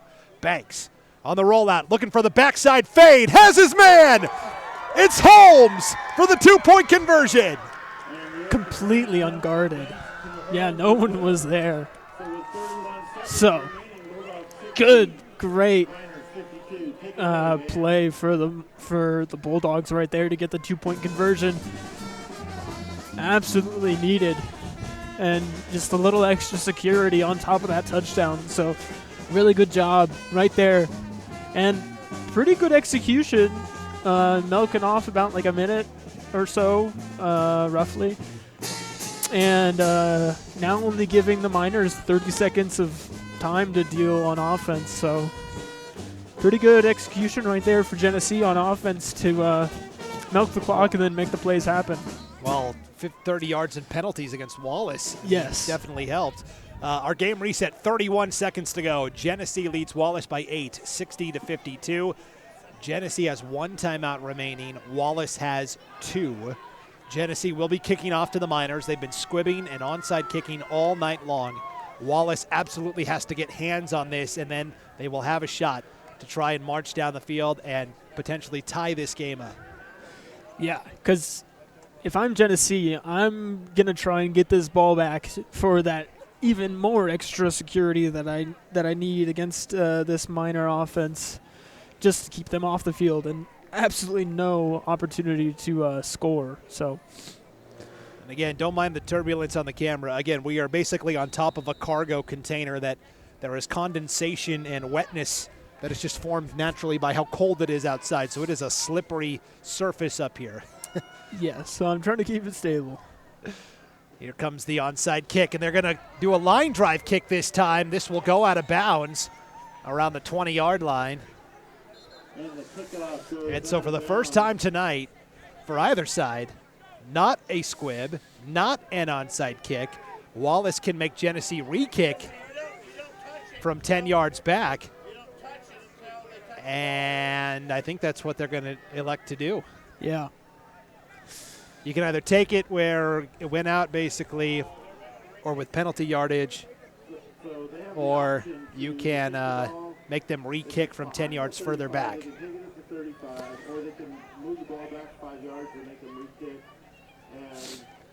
Yeah, we taped down the tripod, but again, because of the moisture and the condensation, that tape is no longer adhering. So, yeah, just trying to keep it steady for right now. Cool night in Genesee. 31 seconds to go, 60-52. Genesee leads by 8 over Wallace. They will now be kicking off from the 35-yard line instead of the 45. And again, Lennox Radford, if they do decide to kick it deep, he's at his own 25 with a chance to. He took one back 94 yards for a touchdown last week. Here comes the squibber. It is fielded by Gus Scott at the 45-yard line, and so Wallace will start already in Genesee territory. 30 seconds on the clock. Wallace down 8.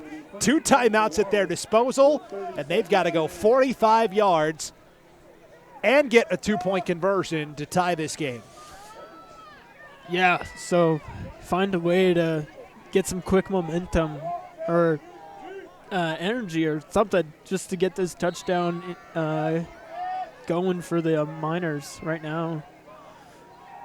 Big play right here. All the plays after this, too. Huge.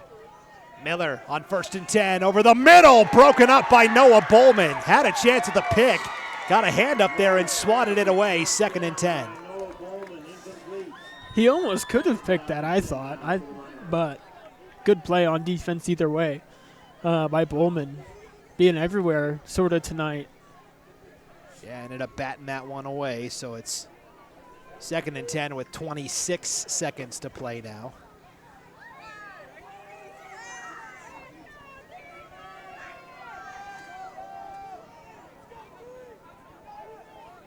From the Genesee 45, Miller has time.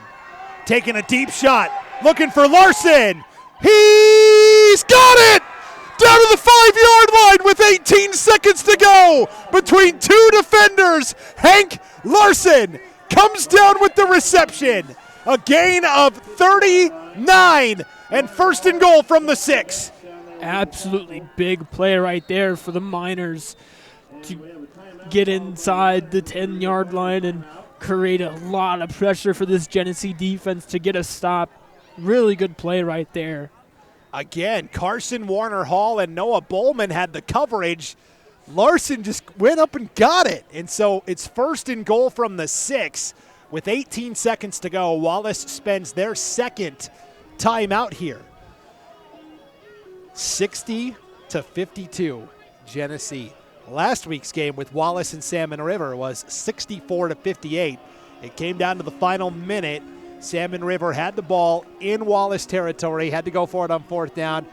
They needed, I think it was 9 yards. They completed the pass for 7. But this is a different set of circumstances. 1st and goal from the 6 for Wallace. And pretty much anything in the playbook is open at your disposal here. Now, if you do run and you don't get the touchdown, you've got to get up on the ball quickly and spike it or take that 3rd and final timeout.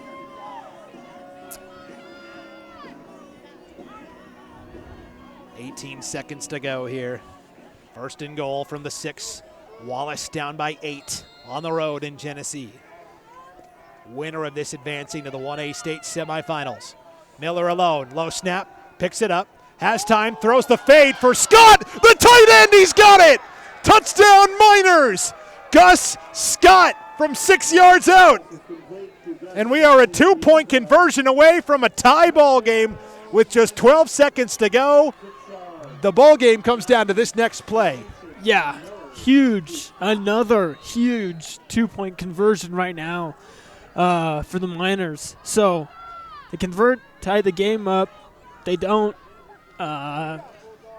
Genesee's pretty much got the game then. Unless, you get another onside kick recovery and something crazy. But yeah, but craziness would have to occur.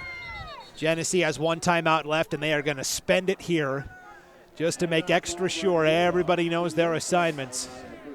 And so what a wild affair this has been.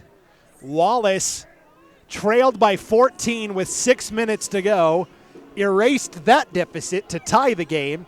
Genesee then marches down the field in the final minute. They score on a 1st and goal from the 1. The drive was aided by not 1 but 2 15-yard penalties against Wallace. We have a fantastic game. Kelly Caldwell, Genesee Athletic Director. It's all going to come down to this. Next 2-point conversion with 12 seconds to go. All right, if you're Wallace coach Jared Young, what do you draw up here? Honestly, those out routes have been working so well for them. So maybe one of those little quick pass in the end zone, just because of the success rates that it's had, but maybe even some trickery, because they might not expect some trickery on a 2-point conversion. But the last one they converted, it was a reverse to Lennox Radford. Yeah, so that is certainly an option. They've got Radford in motion. 2-point conversion to try and tie it. Miller on the rollout, throws to the back of the end zone. Scott, did he hang on? Yes! 2-point conversion to Gus Scott, and we are tied at 60 with 12 seconds to play. Wow. And the Miners just making it happen right there. Tying up the game, keeping their season alive. Really good job right there. Whoa. I'm running out of words to describe this one tonight, Tyson. 12 minutes. 12 seconds to go. In this game, 12 seconds feels like 12 minutes. Yes, sometimes. For sure. And I feel you on running out of stuff to say for this game. It's just a lot of craziness and excitement throughout this one. Really, really exciting to see. And our game reset, 12 seconds to go. Genesee 60, Wallace 60. State quarterfinals, Class 1A. Wallace will be kicking off to the Bulldogs. Wallace has 1 timeout remaining. Genesee has no timeouts remaining. Does Wallace squib kick here? Again, you put the ball at midfield. That's going to give Jackson Banks a shot to go to the end zone, certainly. And if you're Wallace, do you squib it and maybe you recover it and something really crazy? Each side has recovered 1 onside kick tonight. For Genesee, it was the opening kickoff of the game. Yeah. 3 days ago, back in the first quarter. What feels like 3 days ago. Yeah. For Wallace, the onside kick came when they absolutely needed it, down 14 with 6 minutes to play. Yeah. Rossi Korosik to kick here for the Miners. It is a squibber. It is fumbled! That ball came out! Wallace recovers! The Miners recover! Oh, huge, big play. That's back-to-back onside kicks, right? Yeah. Oh, my goodness. One of the up men for Genesee, I don't think that ball was going to go 10 yards. It has to go 10 yards. Yeah. And the guy from Genesee came up on the front line and tried to field it and muffed it. And Wallace recovers. Wow. And now the Miners still with one timeout left, Tyson. Now they've got 10 seconds left. They're not like they can do a ton. Right. But they've got a shot. Oh, my goodness. Whew. Yeah, huge right there. That was absolutely insane. 1st and 10 for the Miners from their own 48-yard line. Miller deep in the shotgun here. 10 seconds to go, tied at 60, trip to the semis on the line. Miller gonna launch a deep ball, looking for his man, Radford. It is incomplete with 4 seconds to go. They're trying to go to Lennox Radford down that far sideline. Noah Bowman was in coverage defensively, and now just 4 seconds to go. Basically time for another heave. Yeah, and I'm going to guess that they're probably either going to go for Radford again or Scott maybe. Either one, they got targets to go hit. So another long one. Cross their fingers in hopes it works on this one. Got a guy going deep for Genesee to make sure that that doesn't happen. Yeah, Genesee's got Preston Cass back there deep defensively, trying to prevent anything. 4 seconds to go in regulation, tied at 60. Wallace looking for a Hail Mary and a prayer. Miller flushed out, throws as time expires over the middle. It is caught. It's caught by Radford. He's got one man to beat. He's down to the 10. A flag comes out at the end. This could be an untimed down if it's a defensive penalty against Genesee. For the moment, that is a 43-yard pass completion from Miller to Lennox Radford. Was there a penalty against Genesee on the tackle? Wow. Oh, my goodness. What is the call here? Absolutely insane right now. For the moment, 42 yards. From Miller to Radford. The flag came out at the very end. A touchdown-saving stop, by the way. Yes. By Carson Warner Hall. What's the call here? The game cannot end on a defensive penalty. There would be one untimed down. Face mask on Genesee. Oh, wow.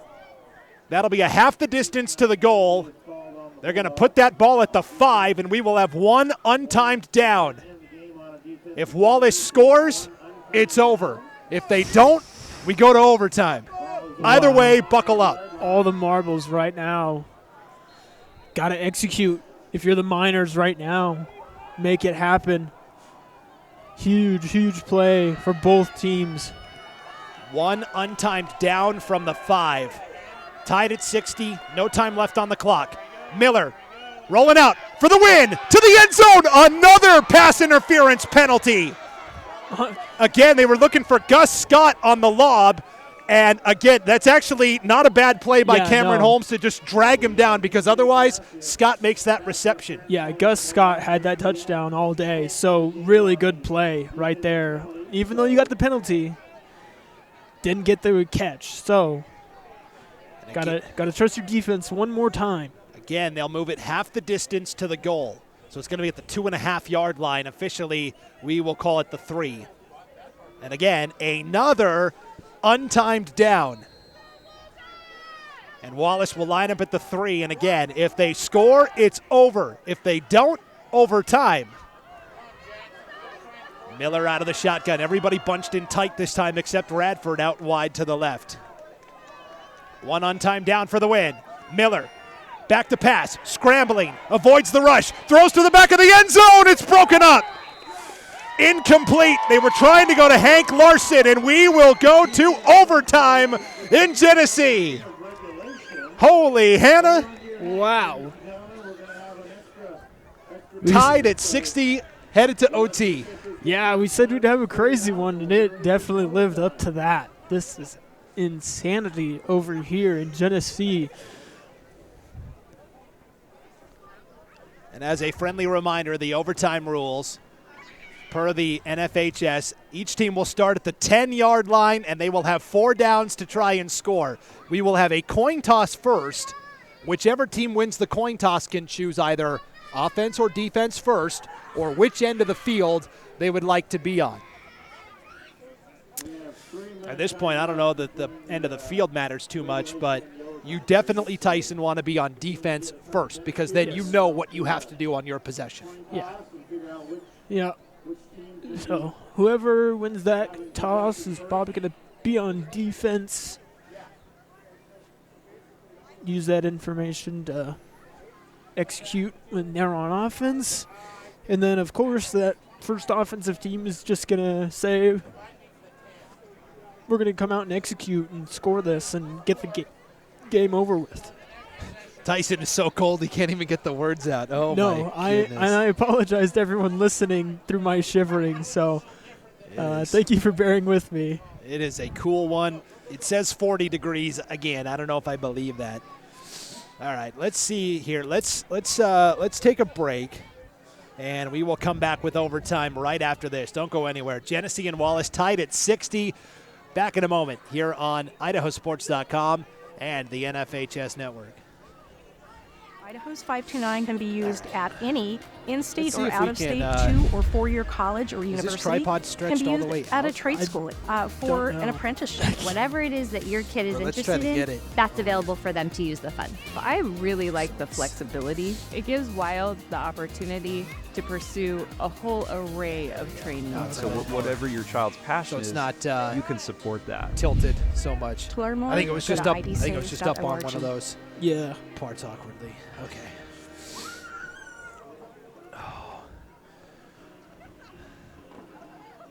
Okay, we are headed to overtime. Tied at 60. Brandon Bainey with Tyson Chapman here on IdahoSports.com and the NFHS Network. And again, the overtime rules. Each team starts with it at the 10-yard line. You've got 4 downs to score. Tied at 60. This game, I'll admit, Tyson, when Genesee went up by 14 with 6 minutes to go, I thought, this is going to be tough for Wallace. But a 30-yard touchdown pass from Cooper Miller to Lennox Radford, then the onside kick recovery, and then the 3-yard touchdown run by Miller swung it. And again, the 2-point conversions. Each team has mirrored each other almost exactly tonight. When Genesee needed a 2-point conversion to go up by 14, they got it. When Wallace needed a 2-point conversion to try and take back a 2-point lead, they couldn't. So back and forth we go, and we are moments away from our coin toss to begin overtime. Yeah. Genesee will have Jackson Banks, Carson Warner Hall, and Justin Levitt as their 3 captains. And for Wallace, it will be Gus Scott, Hank Larson, Cooper Miller, and Marley Pierce. And again, the coin toss determines who's on offense first and who is on defense first. There are too many statistics to, catch you up on. Yeah, I'm a little worried. We're running on generator power here. I never thought we'd go to overtime. I hope we can make it through the broadcast, Tyson. Yeah. We ran out of power. We ran out in the 4th quarter. Oh, wow. And so it's like ran down there real quick, put more fuel in, and started back up. They said that was a media timeout. Oh, media timeout.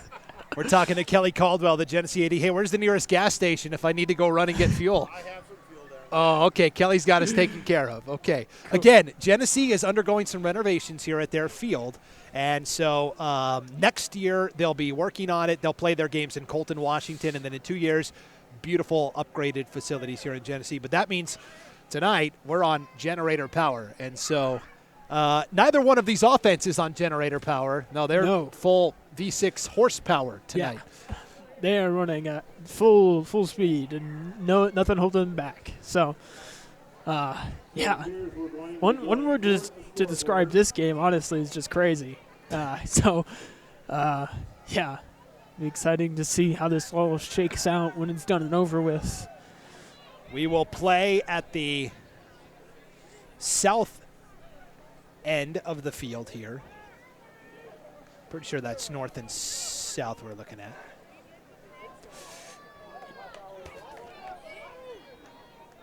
We're going to play down on the end by the rotating scoreboard. Genesee won the toss. They will be on defense first, which means Wallace will line up on offense first here in overtime. And again, 4 untimed downs from the 10. There's no time on the clock. There is still a play clock. You have to get your play snapped off in 35 seconds. Yep. Or less. So Wallace will start first and 10 from the 10. So really first and goal here in overtime.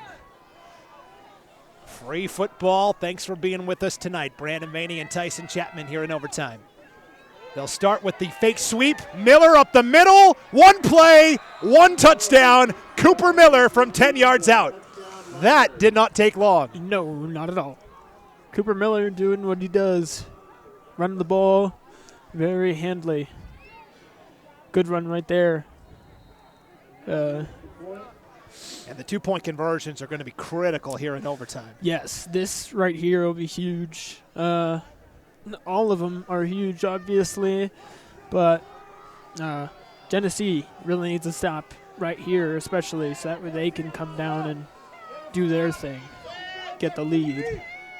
2-point conversion here in overtime. Miller in an empty set. Has Radford in motion. They fake there. They throw the fade to Scott. He's got it for the 2-point conversion.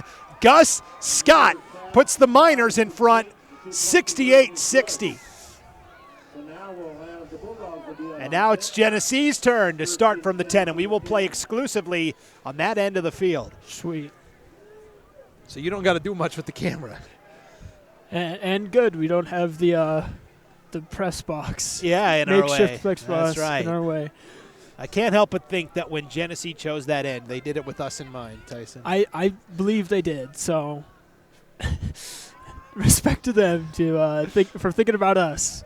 68-60, Wallace here in overtime as Cooper Miller scores on one play, a 10-yard touchdown run, and then hits Gus Scott for the 2-point conversion. Now it's Genesee's turn. Jackson Banks out of the gun here from the 10. Option play. Pitch off the right side to Noah Bowman. Bowman lowers the shoulder, stretches for the pylon, and he's in for the touchdown. One play for Genesee. Wow. It's just never going to stop, them mimicking each other on the stat sheet and everything. So Bowman scores on the 10-yard run. Now for the Miners, get this stop. You win. And if you're the Bulldogs, you have to score. Now there's no question about it. If Genesee scores on this 2-point conversion, we go to double overtime. And Genesee would have the ball first. Obviously, if they don't convert, then Wallace would win. Mm-hmm. So timeout there for the Miners. Yeah. I'm going to ask. So, yeah, in each overtime period, each team has one timeout to use. Okay. So Genesee is using their timeout here to – who took that timeout? Genesee? Oh, Wallace. Okay. Wallace is going to use their timeout here in overtime just to make sure everybody is sound defensively. Now, remember, regulation ended with not one but two untimed downs due to penalties. There was basically Wallace recovered the onside kick right after they scored with 10 seconds to go. Cooper Miller threw a 42-yard pass to Lennox Radford. There was a face mask penalty as time expired that led to an untimed down. And then there was not one but two pass interference penalties that prevented Wallace touchdowns. Yeah. And ultimately that worked for Genesee because on the third untimed down to end regulation, Wallace did not score. And that's what allowed this game to go to overtime. And so if you're Wallace, I guess you'd think about doing the same here, right? If the guy's going to catch it, you just maul him. Yeah, you'd put it at the 1 for a run possibly, but I'm thinking that's maybe what Wallace was telling his guys. The Wallace head coach was telling his guys.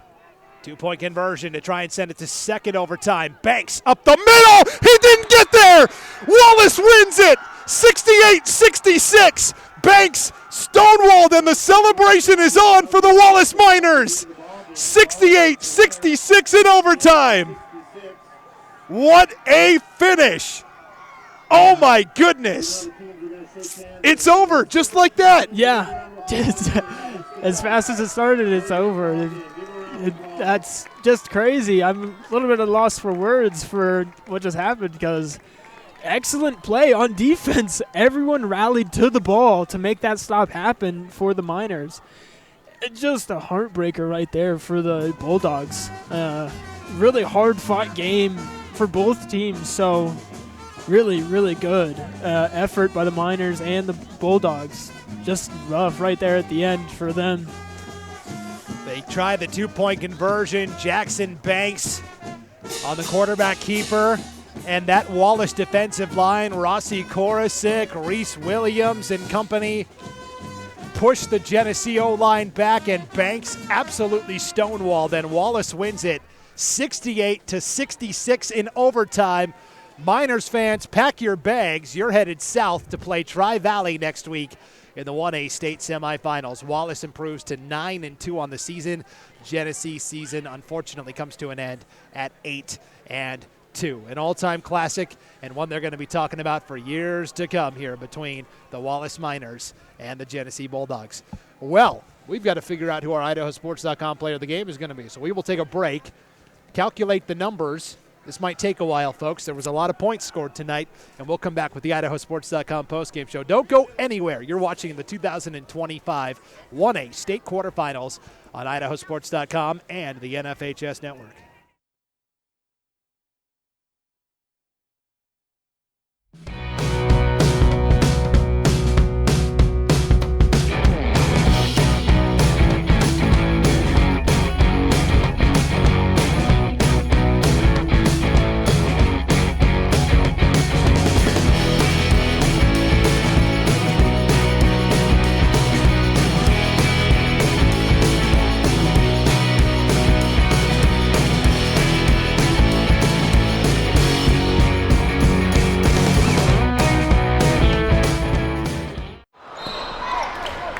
Have you noticed bad behavior has become normalized at interscholastic athletic events?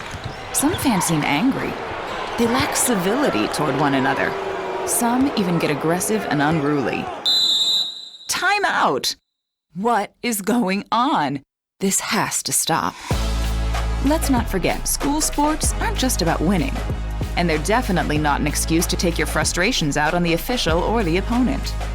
They're about teaching lessons like perseverance, respect, and empathy, so students can learn and grow as people, not just as players. We all have a role to play in setting a good example for our students and teaching them these important values. So fans, it's time to step up your game and behave positively at interscholastic athletic events in Idaho. This message presented by the IHSAA and the Idaho Athletic Administrators Association.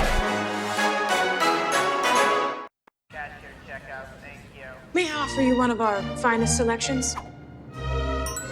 Delicious, rich in protein, and locally produced right here in Idaho. Excellent choice, sir. Satisfied viewing customer, I'll send. Dad's home. I'm home. Did you get the good stuff?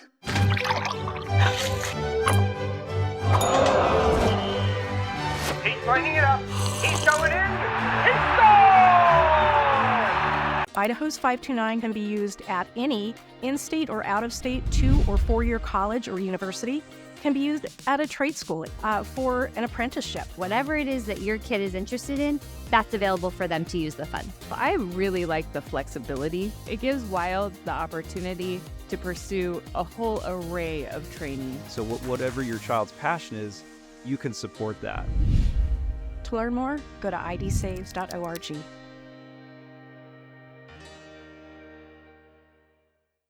Vaping sucks you in quick, and the more you vape, the harder it is to quit. Not to mention all the chemicals and health problems. That's why thousands of teens are joining My Life, My Quit. Visit mylifemyquit.com or text Start My Quit to 36072.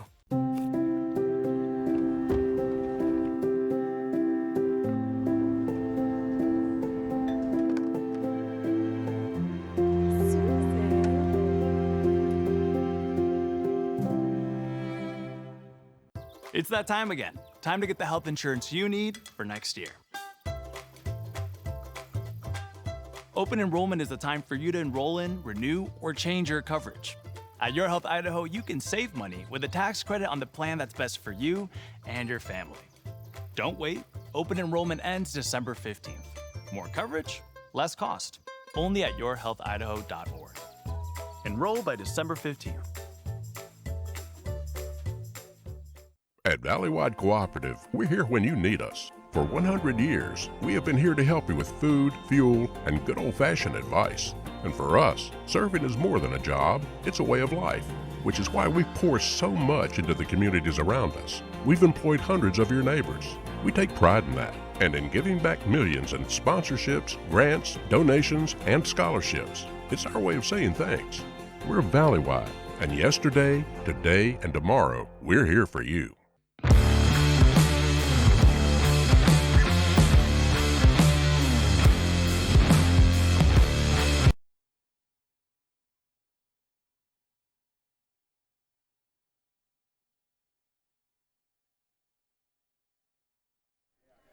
Welcome into the IdahoSports.com postgame show. One final time from Genesee, where in overtime, the Wallace Miners hang on 68-66, the final over Genesee. Brandon Bainey alongside Tyson Chapman one final time here, and it was tied at 60. We went to overtime. Wallace had the ball first, one play. Cooper Miller scores on a 10-yard touchdown run. Then he hits Gus Scott for the two-point conversion, 68-60 Wallace. Genesee gets the ball. Their first play is a 10-yard touchdown run from Noah Bowman, but on the two-point conversion, Jackson Banks, the quarterback, stonewalled at the line of scrimmage, and that ends it, just like that. Yep. Yeah. Just a heartbreaker right there for Genesee. Hard-fought game throughout it all. Just that one play, and really good play by the defense for Wallace, because they all rallied to make that stop happen. But yeah, just tough right there for the Bulldogs, because they had the lead. They had a 14 or 16-point lead at one point in this game. So just sort of a heartbreaker at that. Had a 14-point lead with 6 minutes to go, and Wallace, in the final 6 minutes of regulation, recovered not one but two onside kicks to keep things alive. And so, really fun game. Ironically enough, a 68-60 final, and it came down to a defensive play at the end. So that's why football is one of the best games there is. Well, it is time for our IdahoSports.com player of the game. This is brought to you by the Idaho Office of Highway Safety, reminding you to always keep your head in the game, whether you're on the field or on the road. Be in the moment and free from distractions. Really only one choice here. Last week, so I did the Wallace Salmon River game last week, and I gave player of the game honors to Hank Larson, and everybody was giving me a hard time because, well, Cooper Miller balled out. And so I'm not making that mistake twice. Right. Tyson, you and I both agreed in the break. Cooper Miller, a well-deserving IdahoSports.com player of the game. What were the final totals tonight? Well, 317 yards passing with 6 touchdowns, 107 yards rushing with 2 touchdowns, and he even caught a 34-yard touchdown pass. So 34 yards receiving with a touchdown reception. That is 9 touchdowns in total. God, crazy. I don't know what else to say about it. That's just crazy. The offensive output by Cooper Miller, and at every facet of offense, catching a ball, running the ball, throwing the ball. Absolutely insane to see. Well, if you want another similar, because Jackson Banks from Genesee pretty much matched him stride for stride tonight. I cannot wait for the semifinals next week. Cooper Miller of Wallace going up against Jace Wagoner from Tri-Valley. Mm-hmm. Real true dual threat quarterback there as well. That's going to be a really fun state semifinal next week down in southern Idaho somewhere. Time, date, and location to be determined. Stay tuned to IdahoSports.com for all of that info. And meanwhile, one more quarterfinal game still to come at the 1A level. Council is advanced. Tri-Valley is advanced. Wallace just advanced. But we still have tomorrow, 1 o'clock on IdahoSports.com at the Mariman Health Core Center in Worley. It will be the number 4 seed, Coeur de Christ, taking on the number 5 seed, Cary. So you can tune into that tomorrow on IdahoSports.com. This has been an IdahoSports.com GameStreams production of the 2025 Idaho High School Football Playoffs on the NFHS Network. This postseason broadcast is presented by Project Filter, your local Toyota dealer, Your Health Idaho, Next Steps Idaho, Ideal, Idaho's College Savings Plan, the Idaho Bowl, Valleywide Cooperative, and the Idaho Office of Highway Safety. We also want to thank all of our great local sponsors tonight as well that made this broadcast possible, because without them, really, they are the lifeblood of what we do here at IdahoSports.com. For Genesee, North Idaho Crushing, Shorts Funeral Chapel, PNW Farmers Co-op, Strom Electric, George F. Brocky and Sons, Wilbur Ellis, and P1 FCU. And for Wallace, Wallace Ace Hardware, Northwest Mine Supply, 1910 Coffee Company, Pressed on Pine, and also P1 FCU. The Wallace Miners defeat the Genesee Bulldogs in overtime, 68-66, led by our IdahoSports.com player of the game, Cooper Miller. 9 total touchdowns tonight, 6 passing, 2 rushing, 1 receiving. Big thanks to Kelly Caldwell, the Genesee athletic director, and everybody here at Genesee for making sure we were taken care of tonight. And Tyson, really fun broadcast. Yeah, absolutely exciting. No doubt about it. I enjoyed just about every second of it, minus the cold, but all of this excitement definitely did warm us up. Yeah, of course. Thank you, guys. Yep, that's Cooper Miller and the boys there from Wallace coming out. And Cooper always makes it a point to find me after a game that I've been at for him, and he always comes and thanks me for coming, which I think is pretty cool for a sophomore. So anyways, on that note, Wallace is going to have a happy bus ride home tonight. They'll prepare for the state semifinals next week against Tri-Valley. So for Tyson Chapman, I'm Brandon Bainey. Thank you for tuning in to postseason football on IdahoSports.com and the NFHS Network. Good night and God bless.